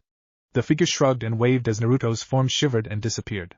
The figure looked around and then pulled a book from the ground. It was a copy of War and Peace, except the word peace was marked out with black marker, and the figure was making notes and it was said marker, World's Cape. Naruto opened his eyes to see his sensei standing over him. He looked up to see Kayane looking at his shoulder where the tattoo was still bleeding, with an odd grin. He turned to see Shinobu sitting on a log facing away from him. He looked a little downcast at this. Naruto, you had better explain your actions before I perform multiple exorcisms on you. Naruto looked at his sensei and Kayane and beckoning them to sit closer, and he began to explain. He told them of meeting the Kyuubi and him leaving the beast alone, and how he went through his mind and the hallway of doors. He then explained him finding his more viscous after shade and convincing him to join but keeping themselves as separate entities at the same time. Shinobu continued to look away, but Naruto had a feeling that she heard all of it. Buren looked through all of this before he shook his head. Naruto, you can't wait for anything. You and I were going to do this when we started your sage training, but instead you go and do it yourself as a way to make up for your actions against the sisters. I am going to ask you one question I have been wondering since you became my apprentice. Are you insane? Naruto looked at his sensei and shook his head. No, I cannot say that I am sensei, but even if I was, would I be able to tell the difference? The old turtle shook his head. It is him, alright, damn smartass, he is still himself. Also sensei, I didn't do this as any form of apology. I need to do that, but your presence needs to be scarce for that to happen. The turtle nodded and left the group able to understand his student's unasked request. Naruto then turned to the other two with an odd look. This caused the girls to look at each other in confusion. Now I need to talk to the pair of you, now. He then walked and plopped himself right in front of Shinobu. I am starting with you, since I hurt you the most and I hurt you first. Shinobu, I am sorry, I didn't feel like speaking to you in the thoughts that you would forgive me too easily for being disarmed from you in battle. I know now what I have to do to make things like that never happen again. Even if that means never using the pair of you again. Shinobu's head shot up and stared at Naruto, who was aware that his legs had begun to freeze. He reached up and cupped her cheek. I cannot wield you again like I used to. Back then I was not using you to the fullest of your abilities, and that is unanswerable. I had learned every move that I chose to learn in hopes that I could use a sword to help people instead of killing them. I now realize that to truly be able to embrace my abilities as a future samurai, I have to be able to kill to help people, and vice versa. So will you forgive your wielder for his stupid mistakes? Naruto asked as his hand moved from her cheek to her chin. Shinobu didn't speak, she couldn't. She was biting her lips in a hope of stopping her tears that fell down her face. It didn't help as drops of freezing water fell down the blonde's arm till she was capable of stopping. She just looked at him and nodded before turning away and wiping her eyes with the sleeves of her kimono. Naruto turned to Kayane only for her to raise her hand at him. Don't say any of that mushy stuff, I was already feeling better after I hit you in the head with my sandal. So you're off the hook with me till next time something stupid happens, she said as she moved her hand down his arm, melting the ice. He then stood and looked at the pair holding up their sealed states. When did he get them? Now I need you two to complete my sword training, all of it. Before Zabuza recovers and I have to face him again. They nodded and both nodded, Kayane charging forward to train him. 6 days later, day before the battle at the bridge, Naruto lay in the forest exhausted out of his mind. He had relearned both styles and all their maneuvers. He had officially mastered them both to a level that he felt he was ready for Zabuza's return. He was exhausted. He heard a sound and saw someone walk into the clearing. The figure was about his height, with long hair that reminded him of the sisters. Their face had a definite mark of feminine feature, but he couldn't help wondering if the person was a man or woman. He watched as the person watched him and his current state. He watched them, they watched him. This continued till Naruto asked a stupid question. Are you a boy? The person looked at him with a raised eyebrow. They nodded and then asked a question. Why are you laying on the ground? The boy asked, tilting his head to the side. Because this is the softest place I could find. The boy nodded as he turned to leave and Naruto saw the basket, and Naruto breathed in the air. He spoke up as he turned to leave. You're picking herbs for a healing remedy? The stranger nodded. Yes, what did you say your name was? Naruto Uzumaki. He nodded and looked at the clearing. What is yours? The figure smiled as Naruto watched him. Mine is Haku. The boy then turned to leave. Naruto was about to say goodbye as he began to better analyze the figure. He then smiled. Well, I must be going, Haku said as he began walking away. You aren't a boy. The blonde said as Haku spun around. How dare you, I am too. What an insult, I bet you thought a boy just couldn't look this beautiful. Naruto snorted at this and walked over, leaving his swords where they lay. No, you're not. You try, and do a halfway decent job. You just made a few mistakes in your disguise. Haku glared at the boy, who returned the gaze till it was dropped. How did you know? She asked. Naruto smirked and brought up a fist. When you're wearing jasmine and lilac perfume, I wouldn't have noticed if it didn't smell like you spilled it down yourself, he said, raising high pinky finger. She blushed as he continued. Second is your outfit. The robe is light but durable as to be better held to the body. You can however see the push that the bindings put on your chest at your sides. He pointed them out. Other thing wrong with your outfit is the small fact your panties are pushing against fabric, leaving their outline on the fabric. She turned red at this and covered her rear as he lifted his ring and middle finger. Next is the fact of your neck. I couldn't see very well from where I was fist. It's much clearer now. It is a locket. The chain is too thick to be anything else. It is probably holding a family member or something of that nature. Unfortunately, you seem to have it caught under your bindings, showing that they are there. She sighed as he pulled the locket up and freed it from her bindings. His pointer finger shot up. Last is a speech mistake you made. You said beautiful instead of pretty or gorgeous when you were telling me off, for apparently embarrassing your true nature. His thumb shot up and he put his hand down. She looked at the blonde and sat down. He pulled up a piece of grass next to her. She still held her hand to her rear to cover her mistake. He sighed and pointed behind him. She turned to see a clumping of trees together. Fix your robe over there, I'll wait. Don't worry about me trying to peek. It's against my honor to do so without a woman's permission. Besides, I really hate perverts. She smiled and ran off as she went to fix her outfit. Naruto was silently praying to Kami not to strike him with perversion at this moment till she returned. Her outfit was repaired and he was silently thanking the gods as she returned with her mistakes made unnoticeable. He patted the ground and she took a seat. So Haku-chan, do tell me how my old sparring partner is healing up. She stiffened and grabbed hold of the samban in her sleeve and cast a glance at his swords which lay propped on a log a little ways away. Now that is just rude. I am just asking if he will be ready for his assault in the next few days. I said nothing of harming such a pretty lady or going after the swordsman who gave me the push to finish my sword styles. She didn't respond as he just let out another sigh. Very well, why don't you tell me about your family then? I am assuming they are dead since you are traveling with Zabuza-san. She nodded and told him how her mother was killed and she had destroyed her father. Insert Haku story. Can't remember it all, sorry. Naruto listened as he couldn't help but feel as if they were the same. Haku stopped and asked him about his past. My parents are dead as well, I never knew them. He said as Haku felt sorry for bringing it up. So Naruto and Haku sat there till the sun began to set. They made comments every little once in a while. Mostly they were quiet. Haku was resting with her head on his shoulder, just relaxing in one of the few times they weren't at risk of dying or being attacked. Naruto stood as he looked at the moon and the sun. He turned to see Haku looking up at him. He helped her up and headed off to his swords, only to hear her say something. Thank you for today, I mean. Naruto, I have never been able to share anything with anybody before. So thank you? She said, waiting for his response as he picked up his swords. You're welcome, Haku-chan. I do not look forward to fighting you and Zabuza. You have both become parts of my life now, although very different. I must say, Haku-chan, if we had met under different circumstances, we probably wouldn't have formed this bond we now have. Haku nodded and came up a little close to him, and pecked the same cheek Lena had done when she kissed him. I am going to have to get a tattoo that says kiss this cheek. You mean the fact that you and I are fighting on opposite sides of the battlefield? She said. No, I meant the fact that I could see your undergarments and understand what they mean. He smiled as she blushed and turned away, causing him to laugh. She looked up at the laugh and her eyes widened as he walked away, and she tried to chase after him to tell him what she had been holding in for the day, but he was gone in the darkness. She collapsed to her knees and whispered, Naruto-kun, I love you, she said as she embraced herself. She looked up however to see nothing but the trees. I love you too, Haku-chan. Her head around her with a smile but saw no one there.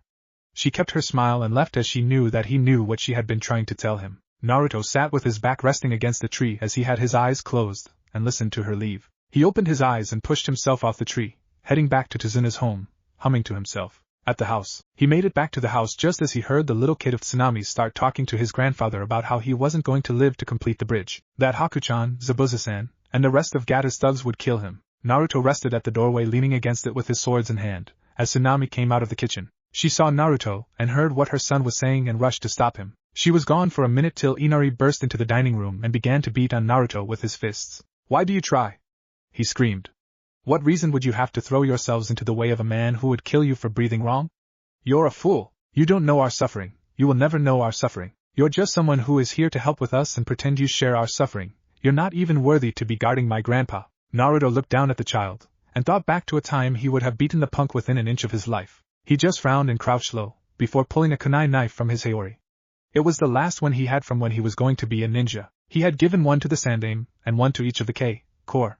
This is the one he kept as a reminder of his new goal. Inari and the other two watched as the blonde boy put the kunai with the tip to his chest where his heart would be. If you think we don't deserve this life we have chosen, then here is your choice to end it. The boy looked at him in shock and anger as the blonde spoke. The three then looked in fear as Naruto spun the knife by its ring and held it the opposite way, against the neck of the boy. Or would you like our job and be the one who has to take it all away? Understand the power of circumstance, and the power of the one who makes his own decisions. Because if not, I promise you that you will not survive long in this world of fear and people fighting for selfish reasons. Naruto pulled the knife away and put it away. He walked away from the boy and was at the stairs. And be sure you always remember, even when you have it bad, he pictured Wave in his mind. There are always others who have this worse off than you. His thoughts of Wave turned to a picture of him and Haku fighting alone on the different sides of the same battlefield. He shook his head as he disappeared and they heard the upstairs door close with a click. Naruto sat on the edge of the window and looked out to where the outline of the bridge could just be made out.